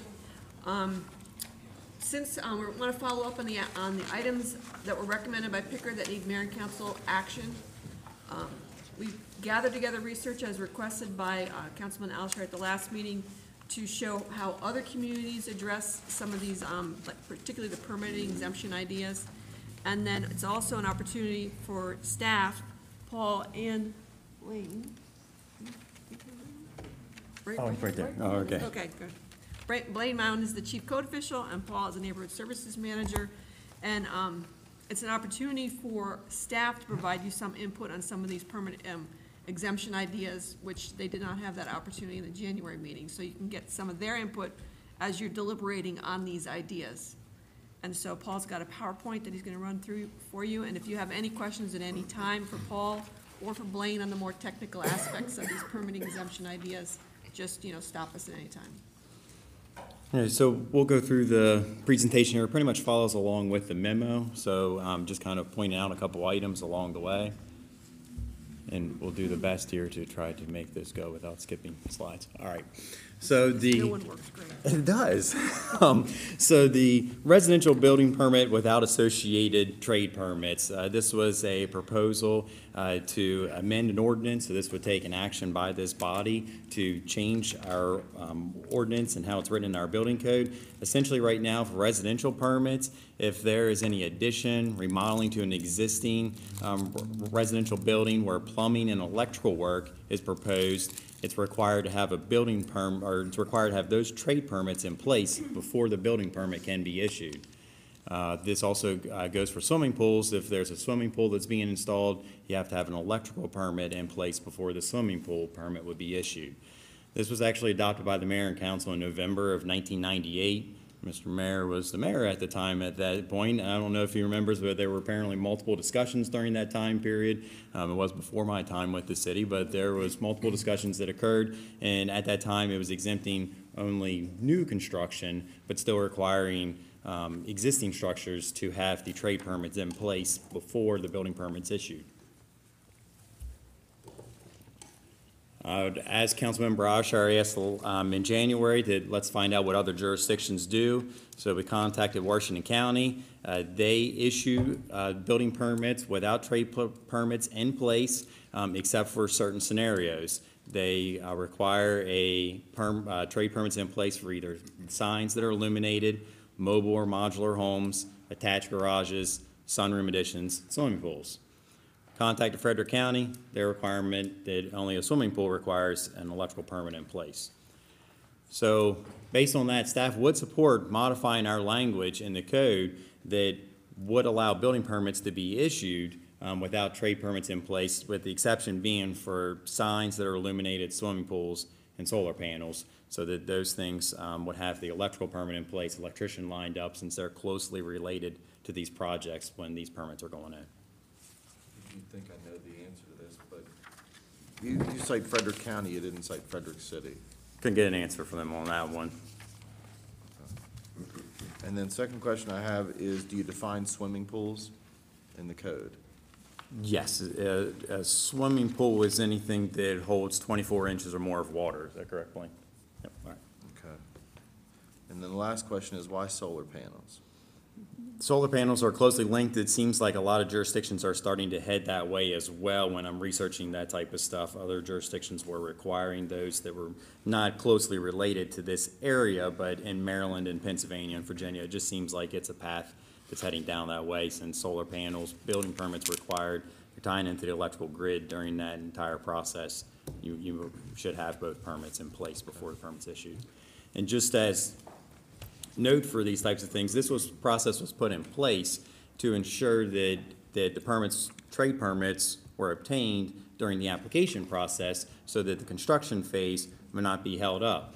Just be aware that if we go down this path, which staff is supporting, there may be issues coming along the lines where we're holding up a project during construction because we go out on site and the trade permits are not in place. They got their building permit, but we come out and new electrical and plumbing work has been done, and those things didn't have permits. So there may be notification the permits required is issued, things along those lines. So there might be other issues that come up. Right now, we were talking about getting permits out the door quicker. So this is a process to get them out the door quicker, but we may have to address things when we're in the field. So there's kind of a give and take on this type of situation. The examples that we were provided during our discussions with Picker is that in some cases, you may be doing exploratory work in a building and you don't know yet what trade permits you need. And so there was a desire to be able to get your building permit first, get going, and then you'll know once you're underway what trades you need. That's where the conversation went. So one of the things that we're going to put in place if Mayor and Council support this ordinance is that if someone was coming along the lines where there was associated work, there would be a separate sheet that would essentially print out when they get their building permit saying, hey, you have to get associated trade permits with this. I sign off on it. They're aware of it. Comments will be made during the plan review process that you also need to make sure you have your trade permits in place. So putting the responsibility on the applicant, but making them aware of the situation and us documenting that they were aware, and we find that it's not been done.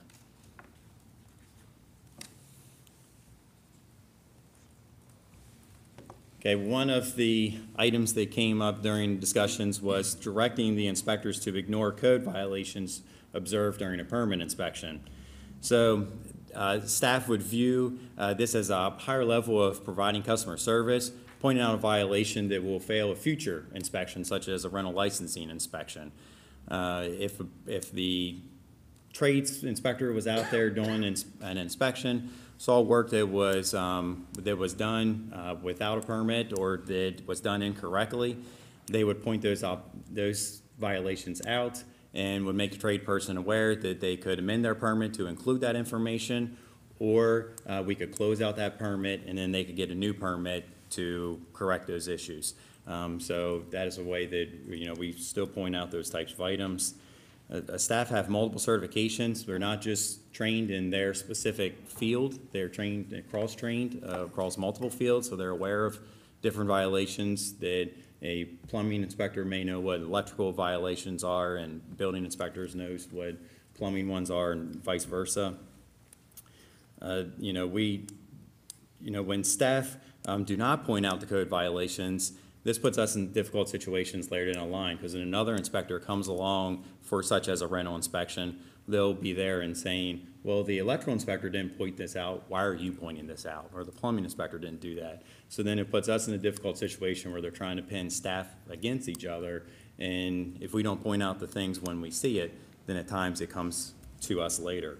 So we're essentially trained where, if we see something, we say something. We don't have any comments for recommendations on this one. This is just the staff's point of view. This was where we disagreed during our conversations, to where the private sector wanted us to not point these items out, where the city decided that we would still want to point these items out. Just to clarify, are we saying point out violations or shut down the inspection at that point? It all depends on which situation. If it's an unsafe situation, it was certainly shut down the inspection.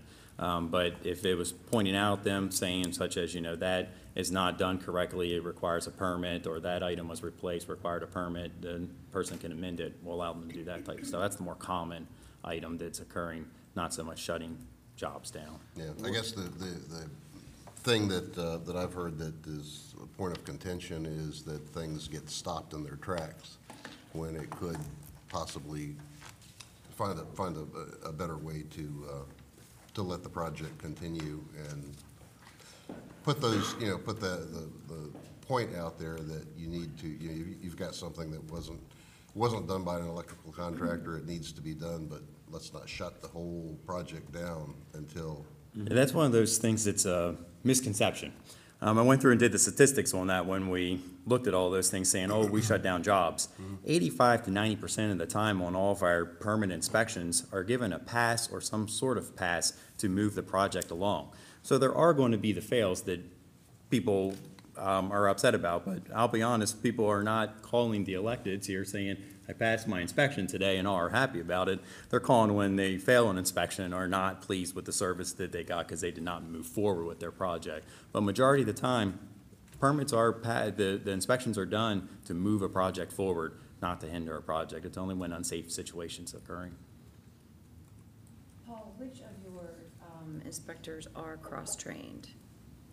Or is everyone cross-trained in each, or is your HVAC inspector only trained in HVAC inspections and?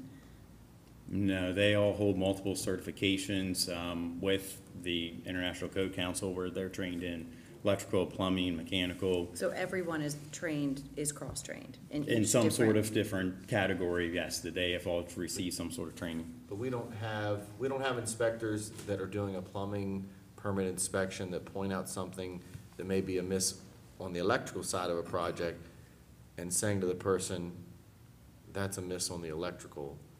That is what's happening. Well, no, it's not so much that they're not citing a violation, they're saying those items require a permit. What I'm saying is. So that's where the confusion lies. Is it those individuals that are certified, cross-certified in that particular item that are doing that? No, we don't have inspectors that go out and, let's say they have certification in building and plumbing, but they don't have an electrical. And they say, hey, this electrical item is amiss. You know what I mean? If you don't have that certification to point that item out,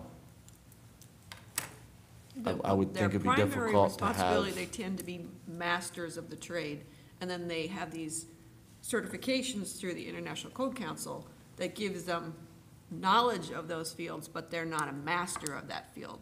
Like the plumbing inspector is a master of the plumbing trades and the mechanical.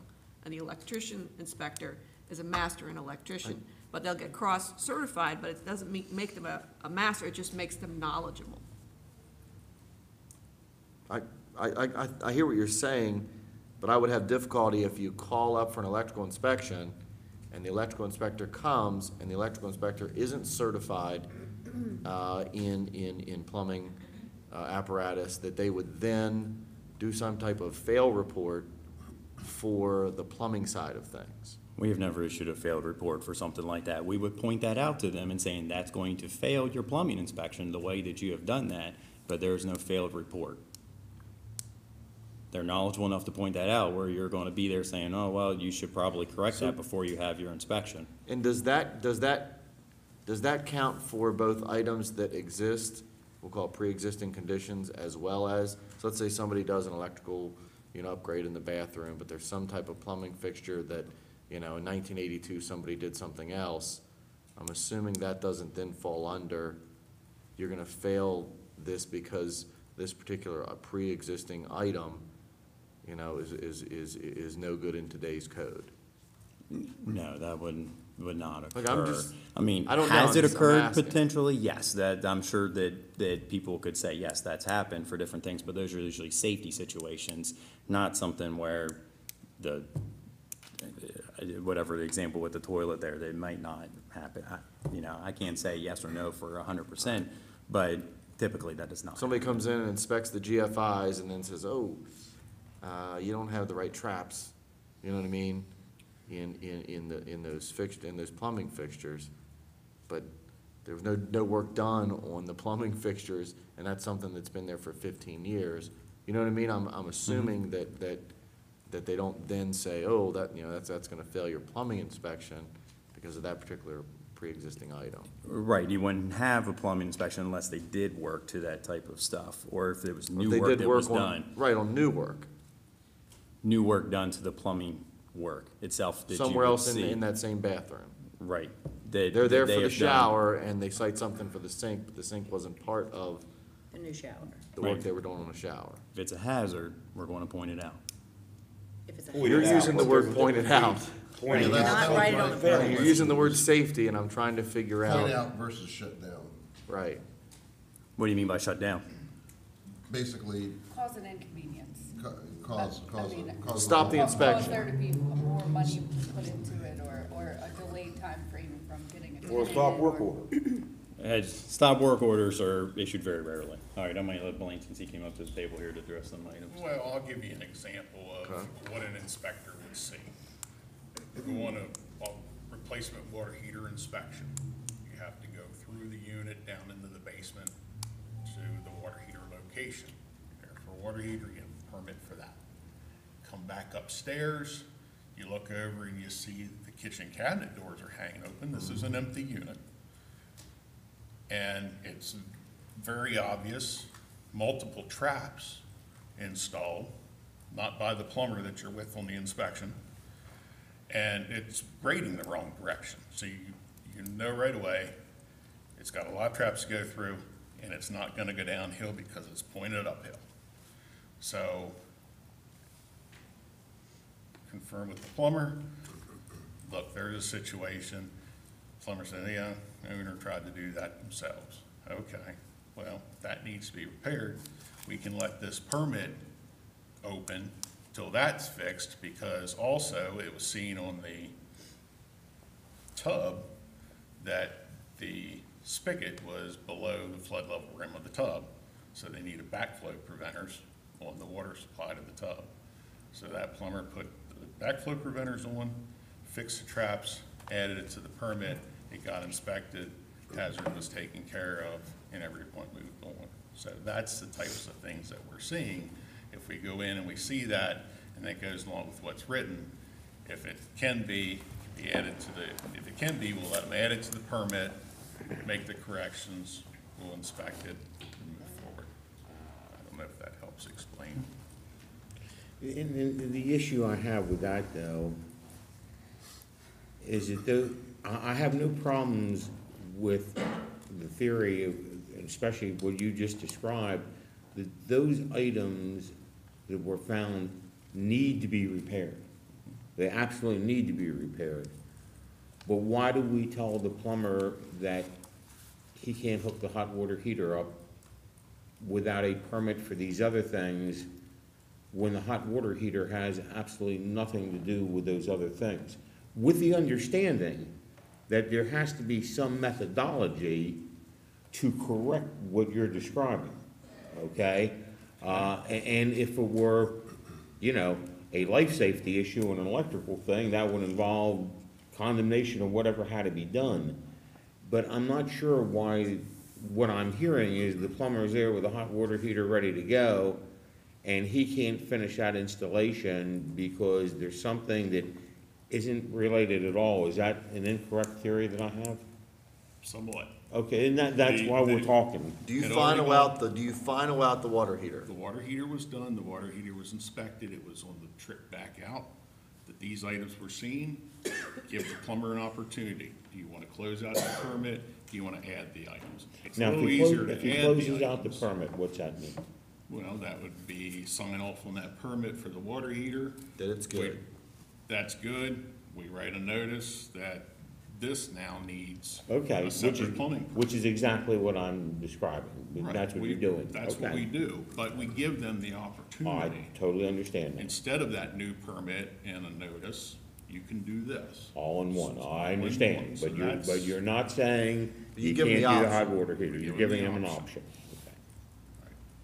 We still inspect what their permit No, is for. I but if appreciate there's it. something That's- additional, we'll let them add to the permit. Good. Some of the conversation that we heard in Picker is that the property manager would prefer to be involved in the conversation about that additional work rather than the plumber just getting going on it. So that was an additional part of the conversation about linking new work into an existing permit that could then, the plumber could hop right on it, and then the property owner is not aware until the work is done. So that was part of the conversation that happened in Picker. Seems to be a problem between the property owner and the plumber who decided to do the work without authorization, isn't it? Just pointing out what was part of our conversation. And then when you do that particular inspection, you do that inspection from start to finish. You didn't come out, in other words, you don't come out the first time, and let's say you come out and you say, oh, I'm here to inspect the hot water heater, exact example you described, you know, check off on that, things are good. Hey, by the way, you got these other two items, you know, can you know, do you want to add them? You want me to final this out and you get a permit for those? You want me to add these on? And a plumber, property manager, whoever that responsible entity says, I'll just add them on. He goes, okay, he fixes those two, and then the next time out, it's you again, right? You don't send somebody else out. It would be whoever is I was covering that day, so that's why I was familiar with the process. So let's say then that next person comes out. Next person comes out. And they see two other things. And that's one of the biggest complaints I get. I mean, that would be difficult for me if I said, okay, the person came Yeah, out, they inspected that's this. similar they got these complaint that I've two- had. They got these Same two here. items taken care of. I don't want another person coming out and saying, now there's two more items, and then there's, you know, And that unfortunately, when I hear from 4 council members now, that is the biggest complaint I've ever heard, is that we have the inspector come out, tell us what we have to do, we do it all, we're ready to go, and then somebody else comes out, just like you're describing the problem without doing this, is because of just what you're describing. Then another inspector comes out and says, no, you have to do this, this, and this.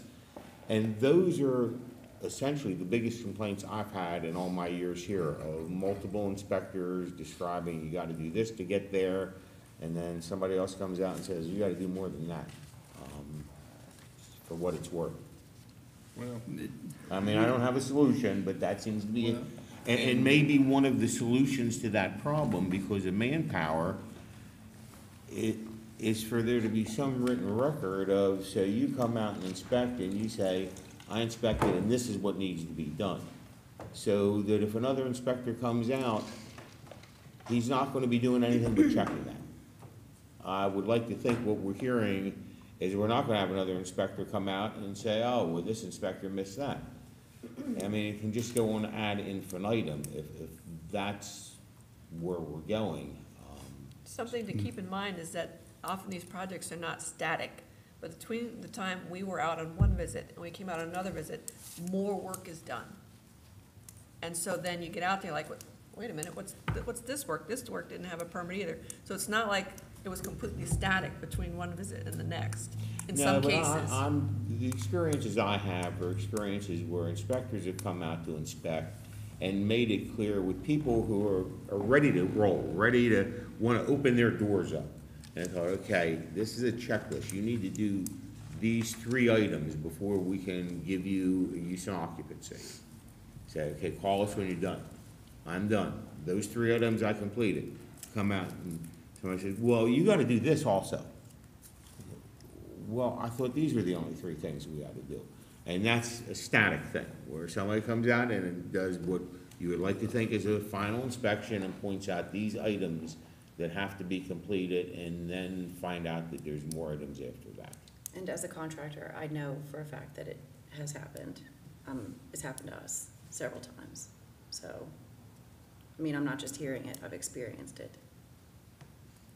Understood. And one thing to remember too, is that it's 85 to 90% of the permits that we inspect are passed where a project can move on.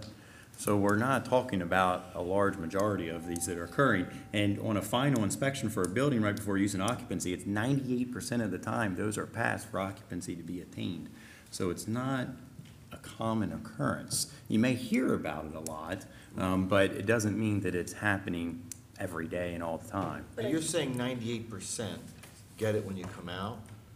I don't know what's happened before you reach that point. I have In other words, all I don't those know how many numbers. times, just because you say it's 98% passed, I don't know what's happened before they've actually gotten to that point. Like I said, on average, it's 85 to 90% is a pass to move on. So the project is moving forward during the whole entire inspection phase. That complaints are brought up when you fail an inspection. And that is just the nature of the whole inspection process. People are upset when they fail something and have to correct work that they've done. And I understand that. You deal with people when they're angry and when they're losing money, when they're frustrated. I'm sure that's a very frustrating experience. But contractors do business in the city of Hagerstown. They do business in the city of Frederick. They do business in Washington County, Frederick County. And I know personally, I hate when everyone compares us to Frederick, so I'm sure you guys hate it as well. But when people say specifically, time after time after time after time, I no longer will do business in the city of Hagerstown because of this. Or I'm not going to ever again. This project was such a pain. I never want to do business here again. That's a problem. And we hear it time after time after time after time.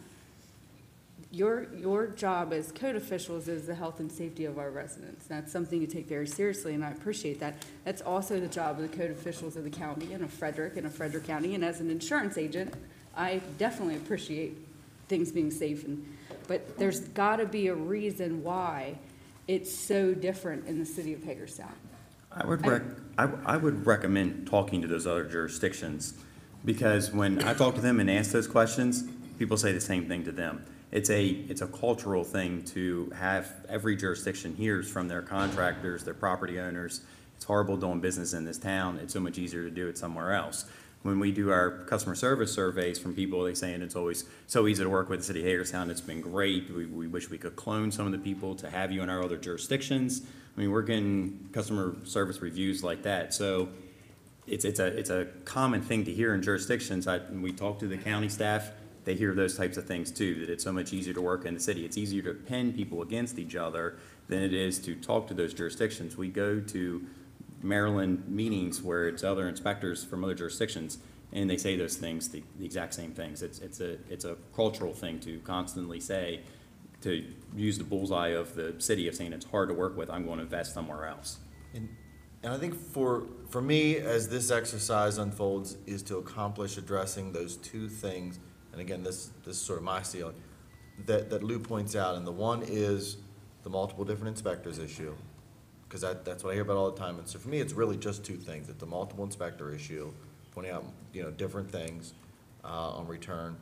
and the objective to continue to move the project forward. And I think your answer clears a little bit of that up, that they have the option, but I think the opportunity is to make sure that, you know what I mean, that you get out there to inspect one thing and that you don't say, okay, well, I'll come back because there's these other things. You say, okay, checked off that thing and I'll be back. And so those, for me, those are the two big things that I hear about when you talk about, what are you guys getting contacted about? Those for me are sort of two repetitive things over time that I think are the two big issues. And again, that's just from my communications with folks. I realize we can find things in here to be more consistent with other jurisdictions in terms of, what we inspect and how we inspect them. But in terms of those sort of what I'll call customer service oriented items, it's the other two issues. So I'm gonna be rude and be on my phone a second, only because I took screenshots and forgot to print it out. But there was a meeting of some local investors and business owners over the last week, and the feedback that was given back from them was that they don't want to circumvent safety procedures, they want to do the right thing, but they just feel like they're being forced to do things which causes lost time, wages, and major expenses to have contractors do work that they didn't see necessary. That the permit people come in, I'm just reading quotes, the permit people come in, find things to fix, come back to see if they were fixed, find several other things to be fixed. This happens many times, costing money and delayed projects. One developer said they'd rather invest in other states or counties so they don't have to deal with it. People say it's unnecessarily difficult to get through the process in the city of Hagerstown. It's much easier to work in the county. Developers thought this was going to be fixed, but they haven't seen any changes. There seemed to be fear speaking out because they don't want to piss anyone off and make it harder. Sorry, they don't want to anger anyone. There's delays arriving. Once they're there, new issues are brought up, causing more delays, impacting their money, timing on follow-up inspections. This was all last week, that this is what's being portrayed.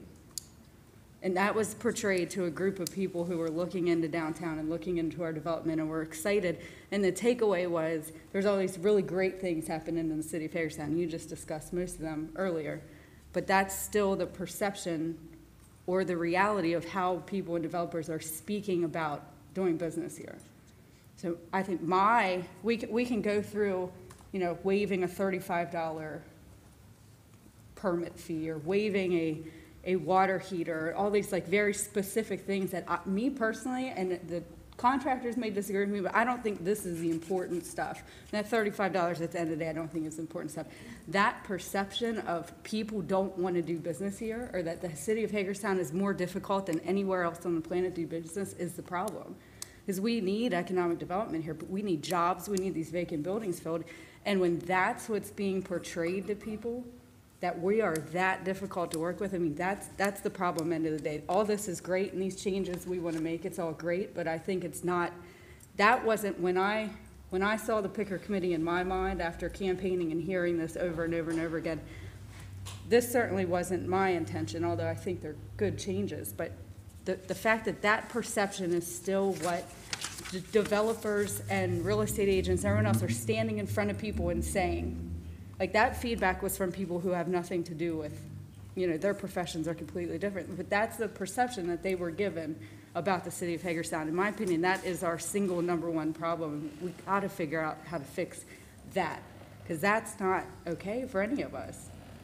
I mean, people don't want to do business here. How are we going to grow? So, I spoke with a developer today that reiterated a very dominant developer in the city that has done a lot of work, that has now invested a $10 million project in another city because the recent project that he just did it did not go well from a permit side.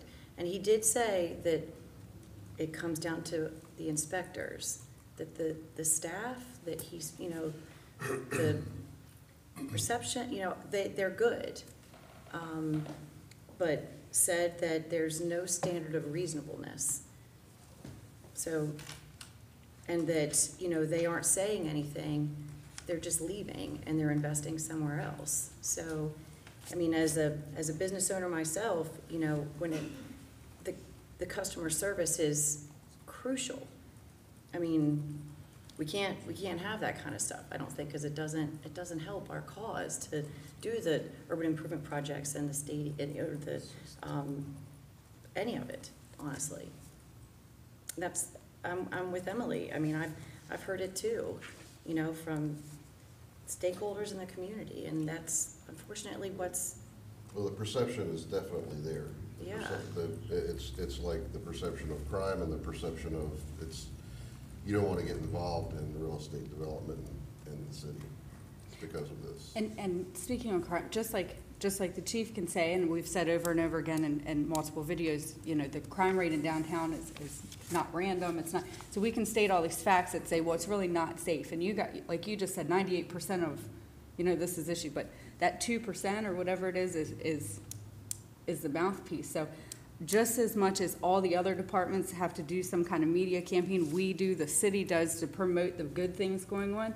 You know, we talked over and over again in that meeting on how do we get that word out there as well. So I think spreading the message of the changes that were made, that those stats, that maybe it's not as bad as it seems, but the fact that that's the mouthpiece is that, like, don't go to the city of Hagerstown, it's gonna be a disaster, I mean, we've got to figure out a way to change that.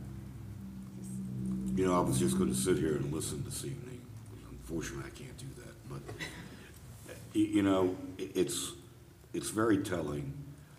My very first urban improvement project meeting at 7 o'clock in the morning on a Monday a year ago, the electeds that were in that meeting came up to me and said, listen, we need to make sure that we're not going to have a problem moving forward with your inspection people. And that's what they were worried. They weren't worried about anything else. They wanted me to be able to guarantee them that we weren't going to be slowing down this project.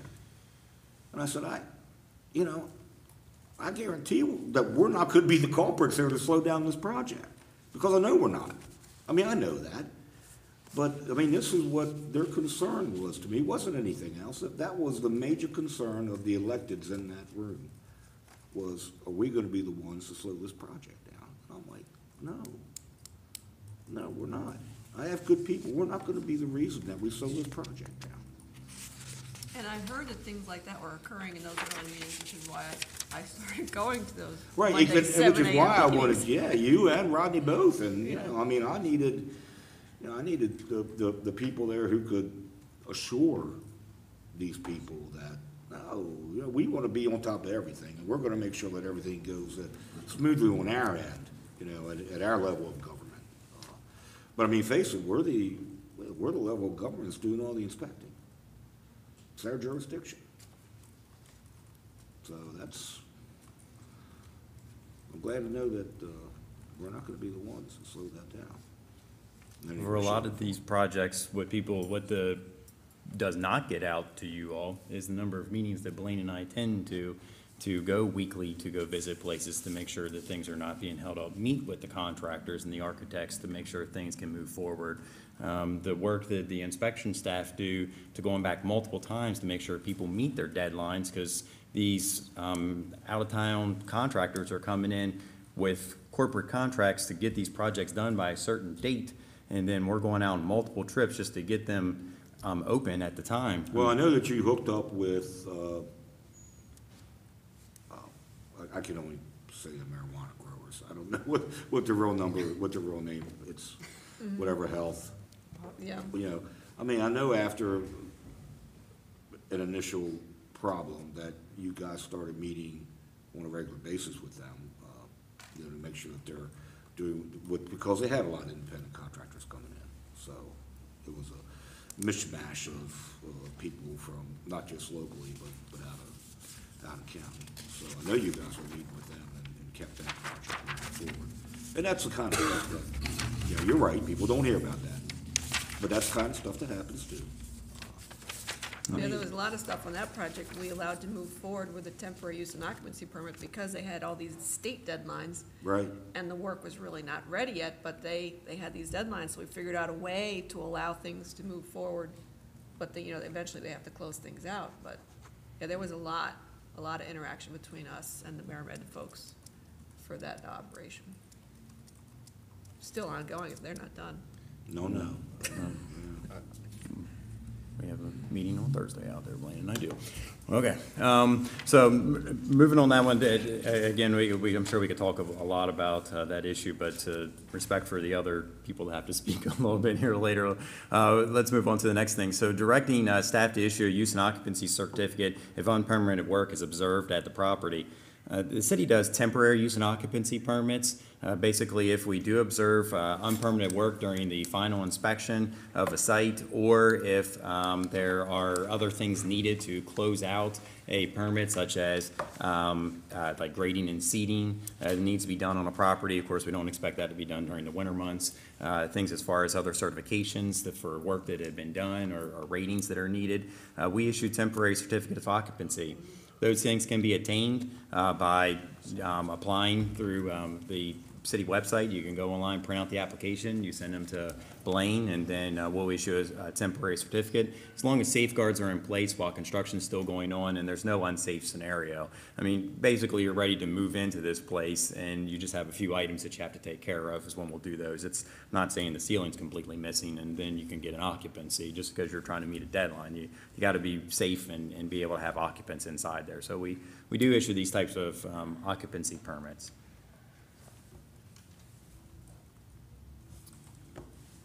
Directing staff to allow field revisions to stand without architect or input or plan revisions. Inspections are conducted in accordance with the approved plans. So when someone makes a building permit application, they submit that to our office with plans on how they're going to construct the property. Blaine or another reviewer will review these plans and will then approve them based upon their design and with any conditions or comments from those plans. Those are the set they're to be building from. When we go out and do inspections, and if those, the construction that's occurring at the property does not match the plans that were approved, then we need to have those revisions documented. They can be documented in several different ways. If they're minor in nature, we're talking a few inches type of a thing, it's not going to be something that we're requiring architectural plans for. But we've gone out where they're building new walls, putting new holes in doors, and saying, well, the client didn't like that wall there. They wanted it on the other side of the room.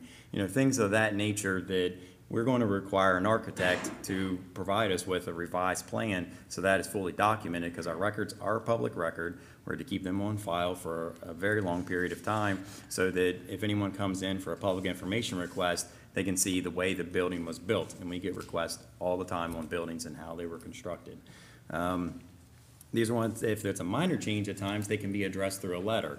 It doesn't have to be addressed through an actual plan. We do understand this is a burden at times for the architects, because an architect is typically hired only to make it to permit submission. They're not doing anything with the project after the permit has been issued. So then at times, these architects are doing things either for free for the contractor or property owner, or it's costing the contractor or property owner more. It's essentially the construction process at times to meet the client's needs. You were talking about customer service earlier. Contractor wanted to make the person happy that they're doing the work for. They're going to make those modifications right there on the field, but they're not providing those revisions to our office for review to make sure they're code compliant. Because, for example, we were talking earlier today that if you wanted to move a wall 6 inches, you're thinking, oh, 6 inches might not be that big of a deal. But if you're moving a wall 6 inches, you reduced your corridor width, and then now your corridor width was based on your occupancy load to egress out of the building, it can have another issue. So there's things that can then domino down the line if you want to just make one simple change. So we always need to have the architect's input on this. It's their sign and seal that's being associated with this project.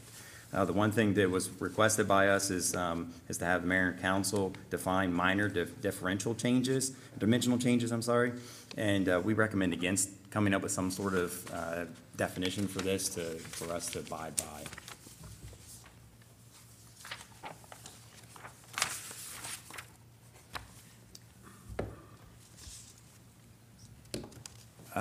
The one item that came up was directing staff to issue demolition permits without MDE review or sign-off.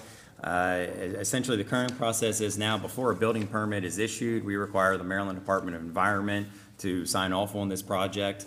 Basically, the intent to demolish has been submitted with the state so that they're aware of a demolition project. We reached out to the other jurisdictions. Washington County does not require the MDE approval of the issuance building permit. They pass responsibility on to the property owner or the applicant to follow the MDE rules and MDEs to do the enforcement. The City of Frederick does not require MDV approval for the issuance, nor does Frederick County. We would support a change to this process, not requiring MDE's approval for demolition permits. We're going to essentially create a report that would email MDE to let them know of projects that they would be seeking potential intents to demolish, but we would not hold up the permit process on something like that. Is that one that requires a code change? Does not require a code change as a resolution.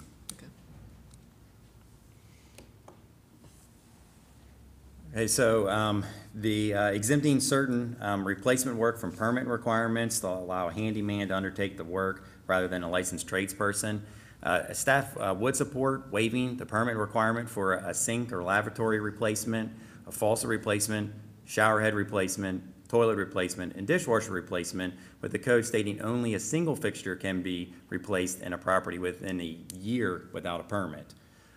This is consistent with Washington County and how their code is written. Nothing is different. What's the within a year, what's the relevance of within a year without a permit? Putting a time period on it, because if you're starting to multiply replace items at a property, then you're undergoing some sort of renovation at this point, because you constantly are replacing items. So, what if you buy a house that's 45 years old and things just start to fail one after another, and you're not renovating anything? So you can have to replace your kitchen these? sink, and then it's your bathroom sink the next week, you know, and trust me, bad things happen in threes, okay? They don't happen just one at a time. You can do each of them, right? Or you can do all of them.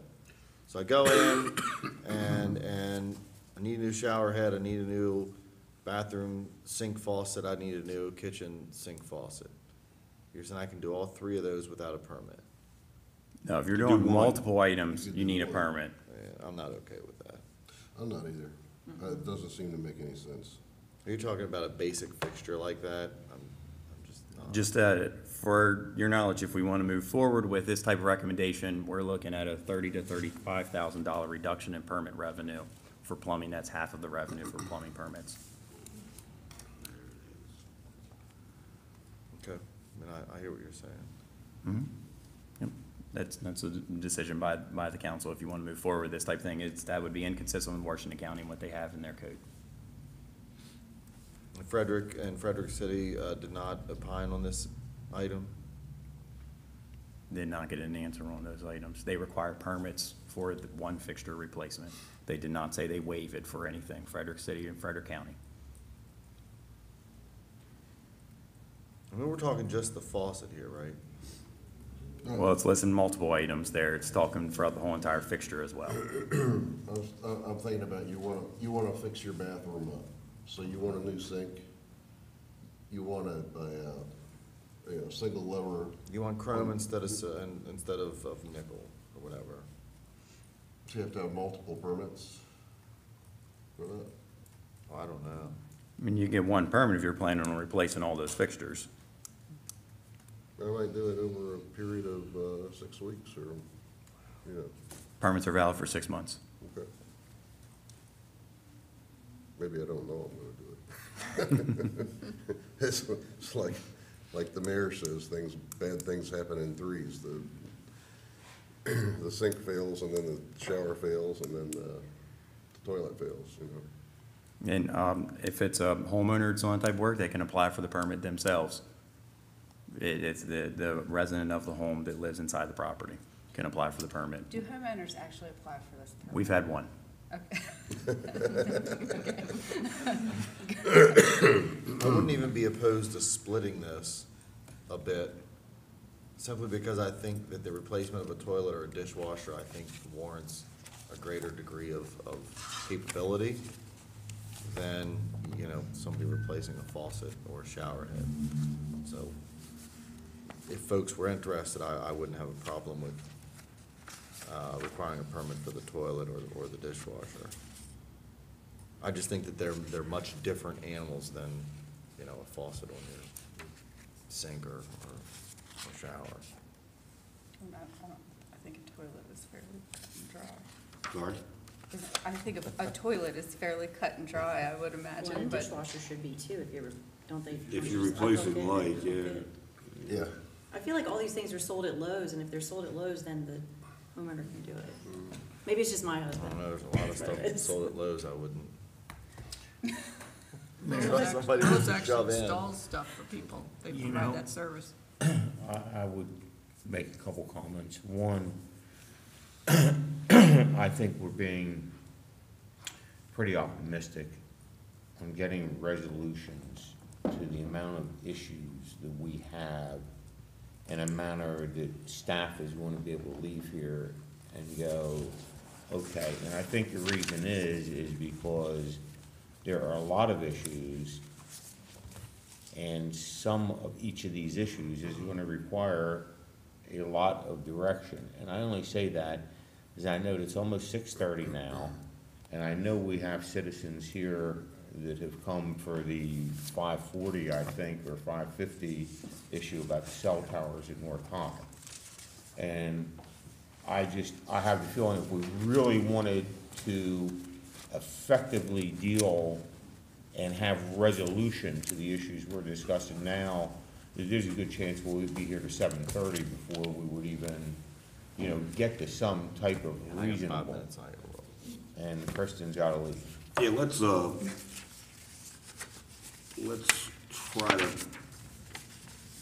wrap this up for now, okay? And we know where we're at. We're at, staff would support waiving the permit. We know that, okay? You know what's going on prior to that. So what we'll do is we'll add this on to another work session, probably not next week. Next week's pretty long already, but probably the first part of April. Okay? And pick back up And with this we'll come back and slide. revisit. Pick it with this slide, yeah. Yeah. So, we haven't, we haven't. We haven't resolved any of them. Haven't resolved the Right, plumbing issue right, yet, so, yeah. okay. And I just feel like this is a good time to throw this in there since you just said that. I'm okay with having late meetings like this more frequently if they're scheduled out, because I feel like we only meet once a week anyway, and some of these meetings, we've been here 45 minutes, an hour. So I think if we need to start putting stuff on an agenda that goes late, I mean, I think that's why we're here. Well, I don't have a problem with that. I mean, Lou will tell you, we sat in plenty of meetings that went to 9 o'clock. So. Except for But tonight, given Lou's Kristen, and Kristen- concern about the 540 Understand. and Yeah. Kristen has another city to run, so. Or town. Okay, so we'll come back, first week of April, okay, guys? All right, sure. Thanks. All right, Mayor and City Council discussion, Board of Zoning Appeals review. Who's here for that? I'll take that. Oh, okay, okay. Yeah, why don't you come up, Steve, yeah. You probably know, I figured I wasn't gonna volunteer. you know more about it, but it's okay, I'll volunteer you, so it works. Go ahead, Austin. Okay. All right, so just to set the tone and rehash where we're at and what happened. The Zoning Appeals Board met on February 21 and approved an application by Milestone Communications for a variance allowing them to construct a sign at North Hagerstown High. The sign will be 115 feet tall with a sign area of 1,755 square feet. And it will be used to hide a wireless communication tower that Milestone wants to construct at the high school.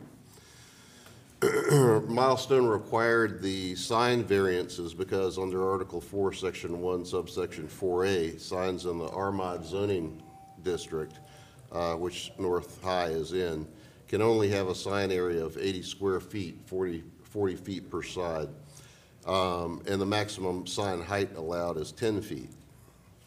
So several property owners attended the meeting.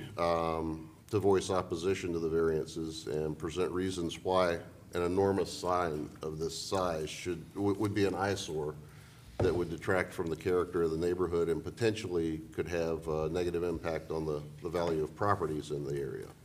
A local realtor entered some HUD guidelines into evidence and spoke about the negative impact cellular towers in general can have on surrounding property values. But, I mean, the subject of the meeting was not cell towers. The subject of the meeting was a sign.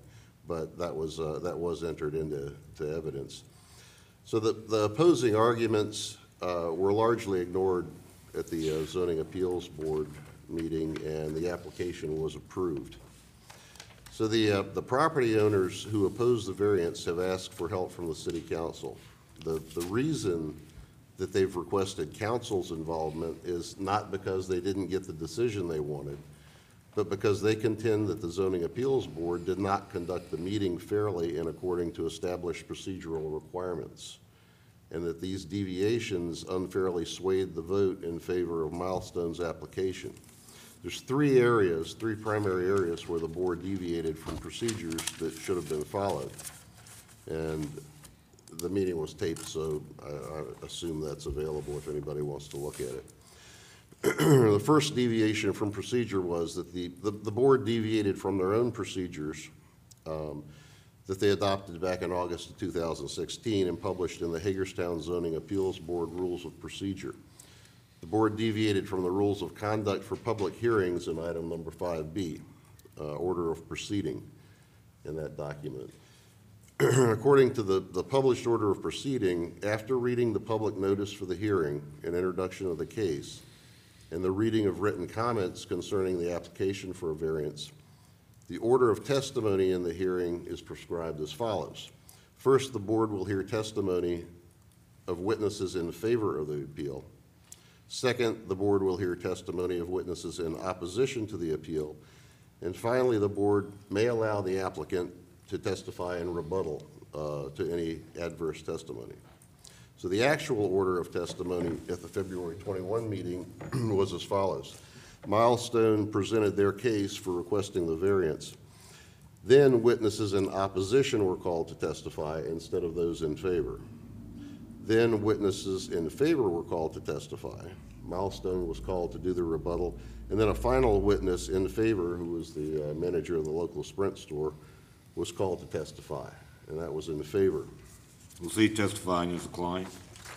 He was just testifying as someone in favor of the variance, not as a client. Okay. It's human nature to be most influenced by the last thing you hear. So the opposing property owners contend that the act of reversing the prescribed order of testimony during this extremely long and tiring meeting and presenting the individual board members with all favorable testimony just prior to their deliberation and vote, that unfairly swayed the decision in favor of the applicant. I don't think a judge will ever agree to that. I don't think that would hold up as a reason. Okay. And now, I will agree that having the Sprint employee testify in favor last is definitely a change. That shouldn't have been allowed to happen at all. I mean, if you already had testimony before, and then you had the attorney, I guess, gave the rebuttal. So, yeah, that should have been the very last. If the client wasn't there himself, the client gets to testify also, and it's usually after the attorney's rebuttal, if there is any. But having, again, I think the order in which it happened, I don't think that's, I mean, they may have went out of order of what they adopted, but, I mean, everybody still got to say what they wanted to say. Yeah, I think their contention is just basically that, it reversing the order, it basically put the cell tower in a very favorable light at the end before they went into deliberation. Then there was a second deviation from procedure. The board failed to keep the presentations and discussions focused on the zoning issues at hand, which were a sign variance, and pretty much allowed the majority of the meeting testimony and discussion time to focus on the relative merits of improving cell service. During the introduction of the case, the zoning administrator directed the board and all meeting attendees to keep in mind that the issue at hand was a sign variance and not a cell tower. Unfortunately, the board failed to follow those instructions themselves. Steve did his job. Mhm. And I try. and failed to require the other meeting attendees to follow suit. So the testimony of the witnesses in favor of the variance were focused primarily on the benefits of improved cell service, as was the majority of the applicant's extremely lengthy presentation and rebuttal. No direction was given by the board at any time to the applicant or any witnesses to stick to the topic at hand. Then when the board went into their deliberation phase prior to voting, the majority of the discussion focused primarily on the pros and cons of cell service and not on the pros and cons of an extremely large sign in the Armagh district.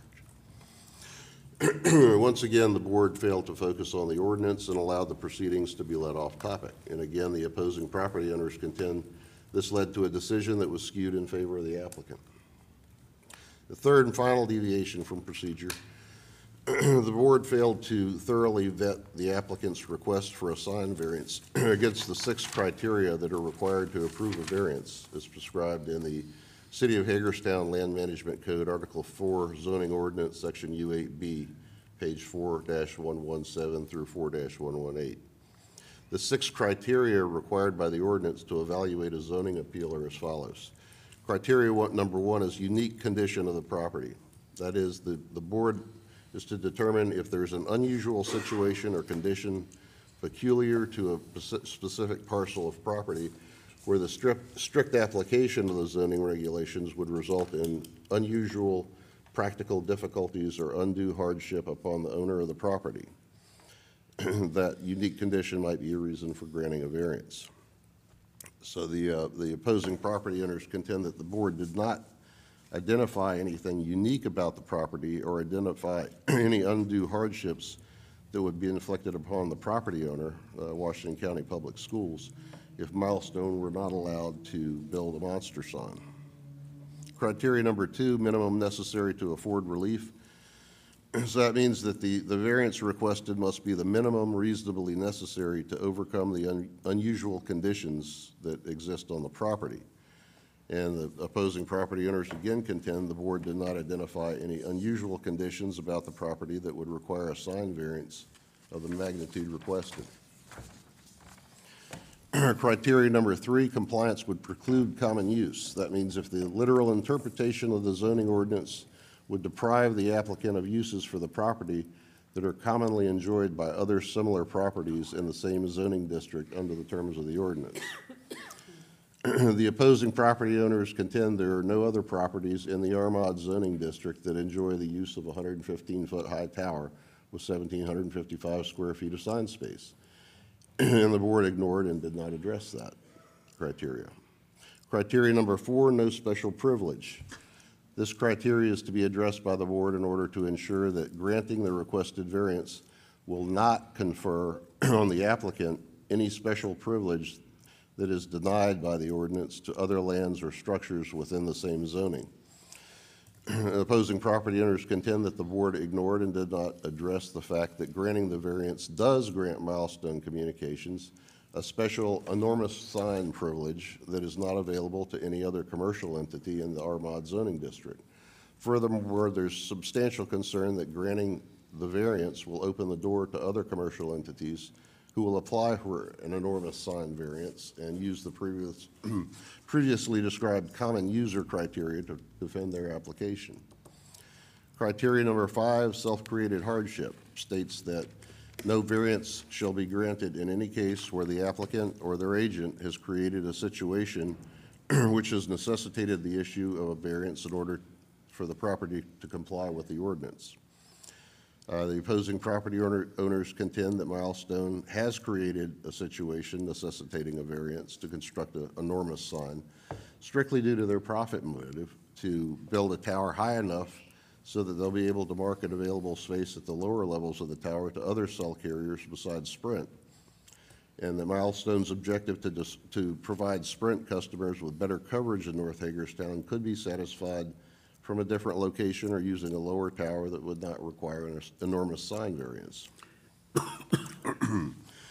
The board seemed overly willing to accept Milestone's assertion that the requested sign and tower size and location are the only option to improve Sprint's poor cellular coverage in the north end, without any fact-finding questions or attempts to determine the validity of the applicant's assertions.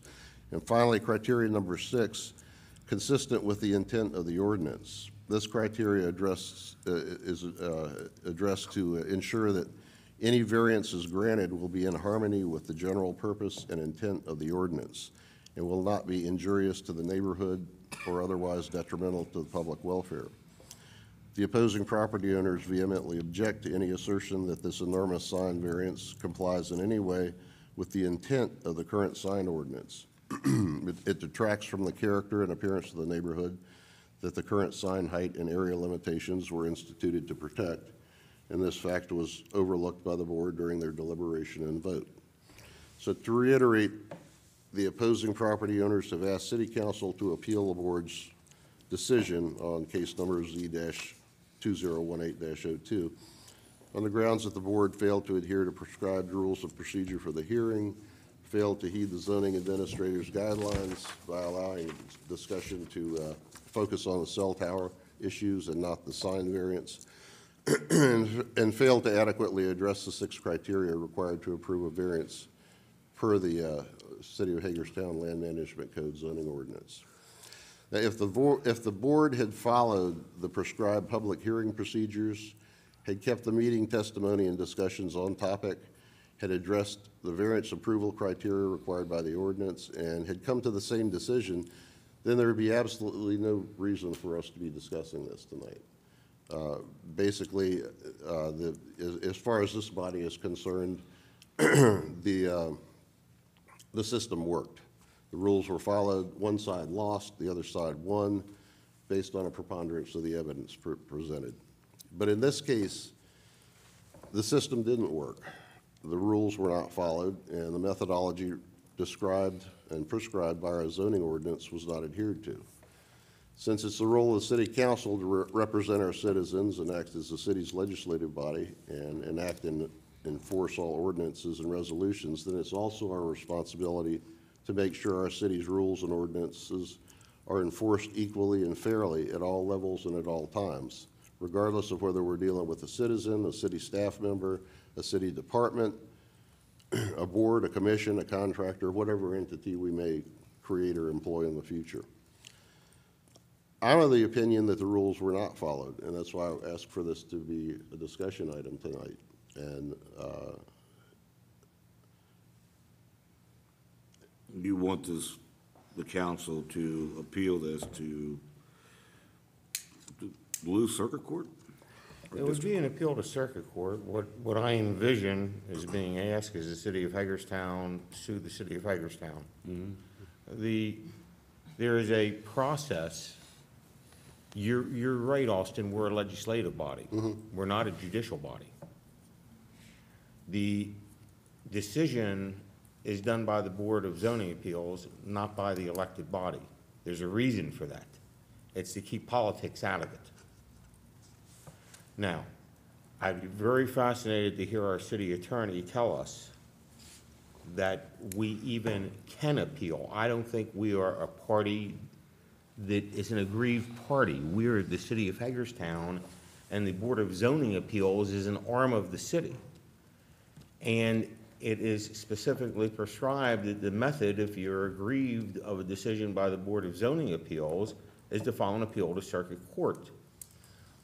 I would say that any time any one of those appeals have ever been filed and won, that clearly the BZA made a bad decision. Does that mean then that the elected body should review every time there's an aggrieved citizen by a decision of the BZA for us to independently review it and make a decision whether we should be a body that appeals the decision to the circuit court?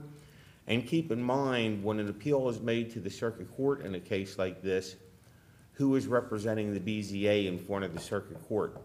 It's the city attorney. Now, I don't know how the city, now, I can tell you how you can achieve the goal you're looking for.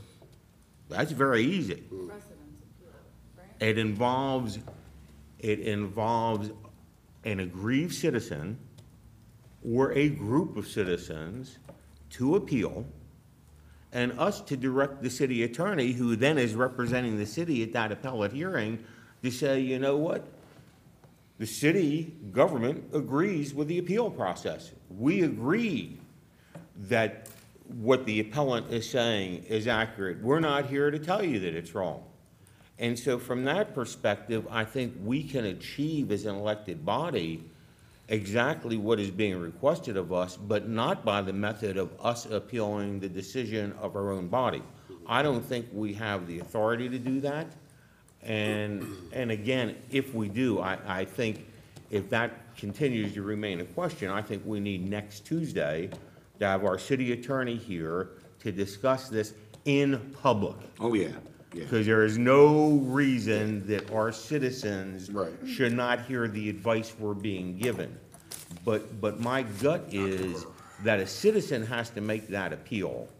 And then we, as a city council, can direct our city attorney to take the position that the appellants are correct. So we're not the body appealing, but we're obviously controlling things, but there's got to be an aggrieved citizen.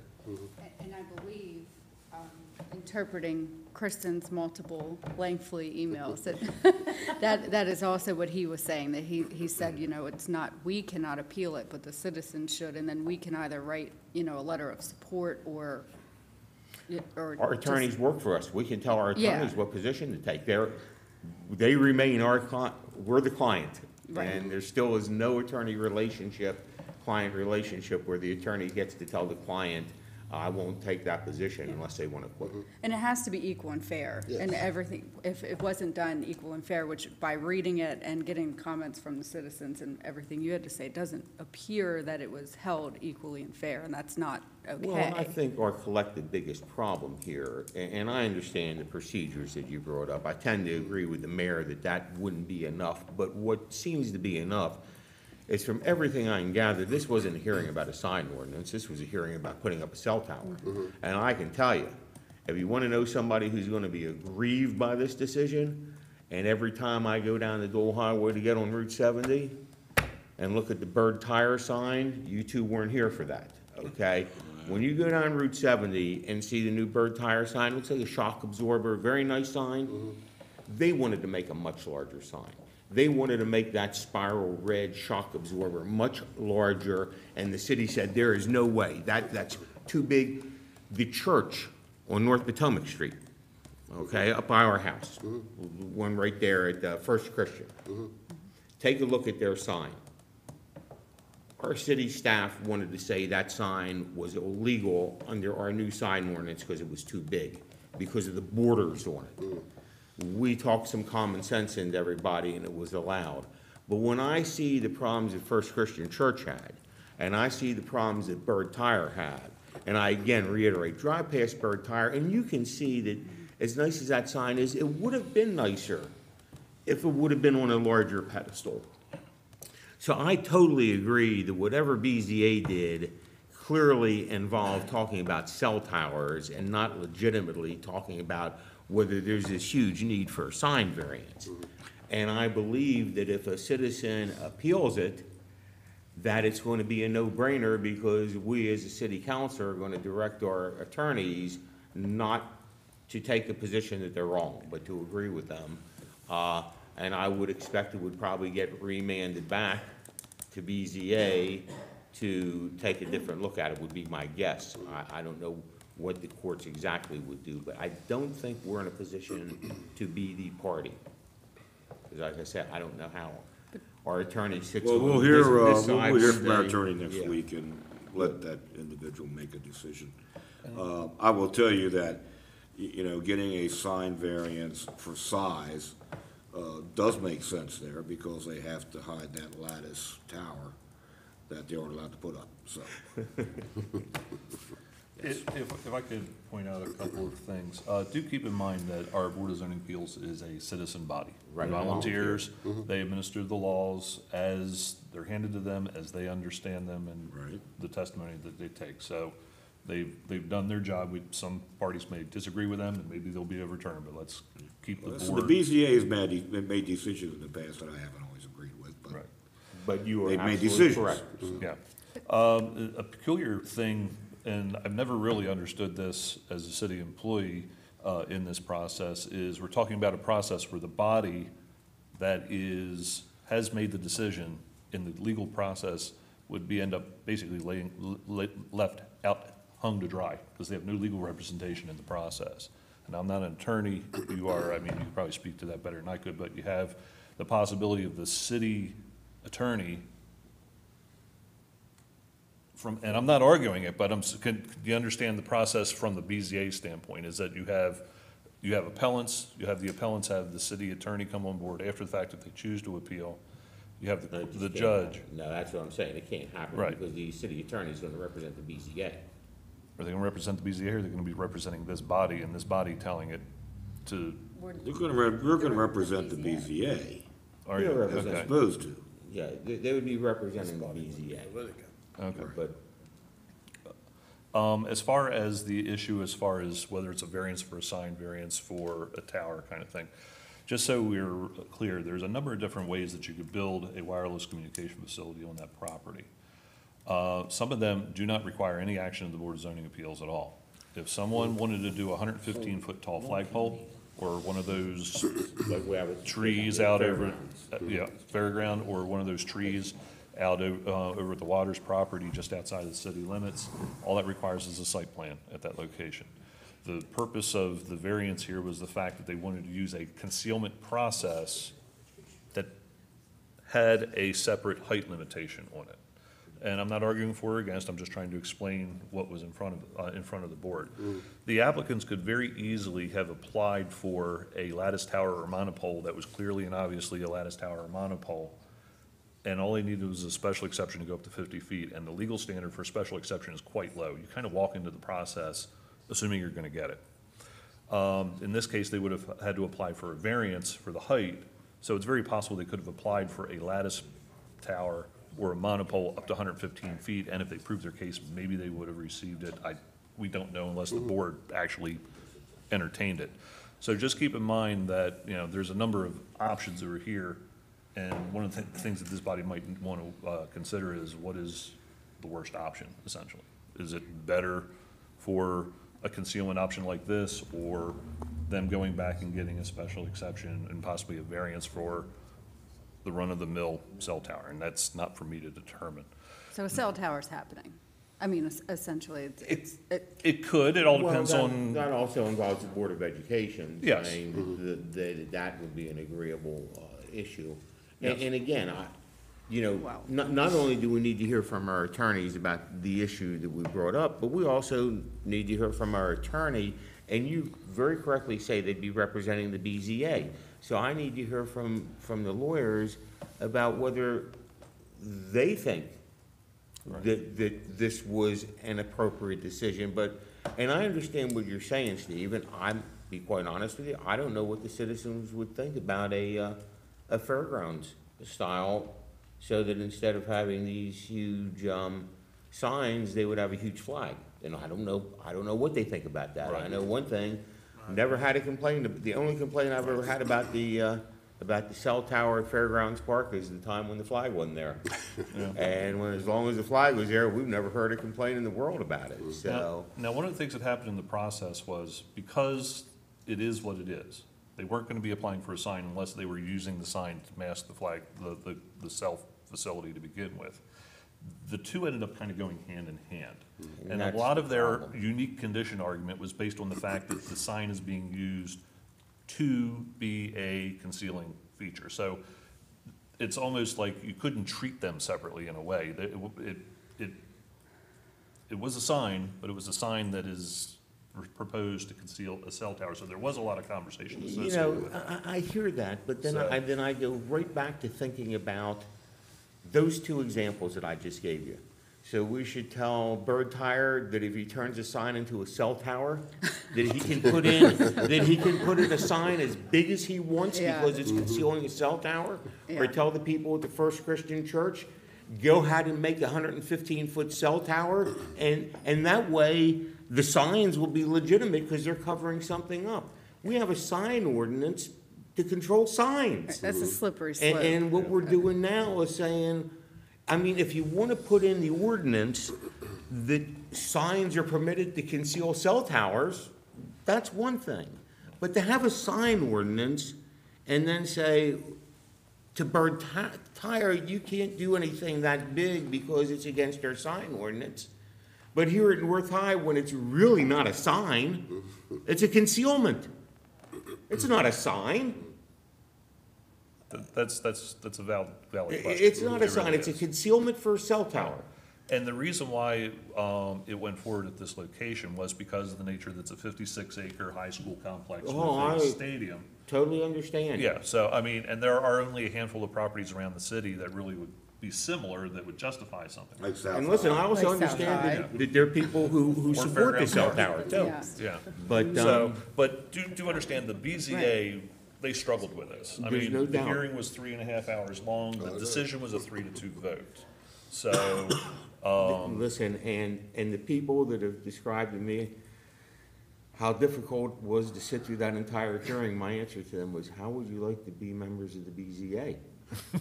Who do it all the time and can't come up with an answer that isn't going to get criticized, and that's why you have a 3-2 vote, and that's why I completely reiterate to what you're saying. It is a non-paid volunteer position that by its actions creates a lot of discourse and people complaining and people objecting. And that's, again, I reiterate, we can't get in a position to constantly, not that we have in the past, but to set a precedent so that people who are aggrieved by BZA opinions or other quasi-judicial functions of the city can come into city council and say, you should overrule them by appealing their decision.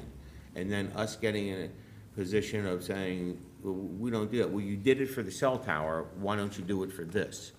And again, we'll hear from our attorneys next week. And I think you hit the nail on the head there with the sign thing, because when does it stop? I think that's the difference in this case and a lot of them, is this sets a precedence for a Oh, it's in the sign. south, I know, right, Right. and we need to get it straightened out. And like I say, in theory, city-owned lands as city parks, if the city was interested in being a landlord on something like that. Like if it wanted to do one at, Fairgrounds Park, that's Fairgrounds Park written on it. The use has a kind of a natural limitation to it of sorts, based on property size, things like that, nature of the signage thing. Like, for example, you could have the hugest property around, such as that property out on Haven Road that's currently wooded that we annexed into the city, but there's no use on it. You can only have a sign for a use that's on the property. right, that's. So you can't use that. Except the ones that were grandfathered, right? When you come in,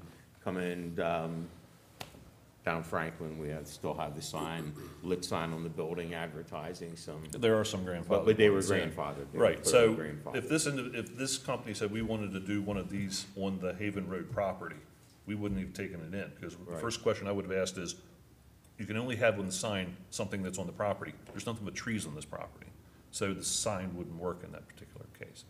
I just wanted to close out with one thing. The decision order has not been completed yet. It's still under process. The appeal period is 30 days after it's signed by the chairman. So you do. Hasn't been done yet, okay. So, yeah, so it's Plenty of currently in process. You'll have time to review it before taking That's action good, on it, so, Thank you. okay, thank you. And that's interesting news. I did not know that the decision hadn't been finalized for the 30-day time period. No, actually, That gives us they have. plenty of time.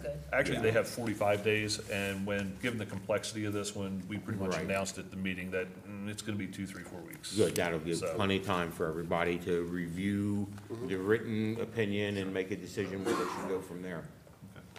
Thank you. Thank you. Thank you. And Any other Mayor, discussion on this subject? to that degree, I would only say this.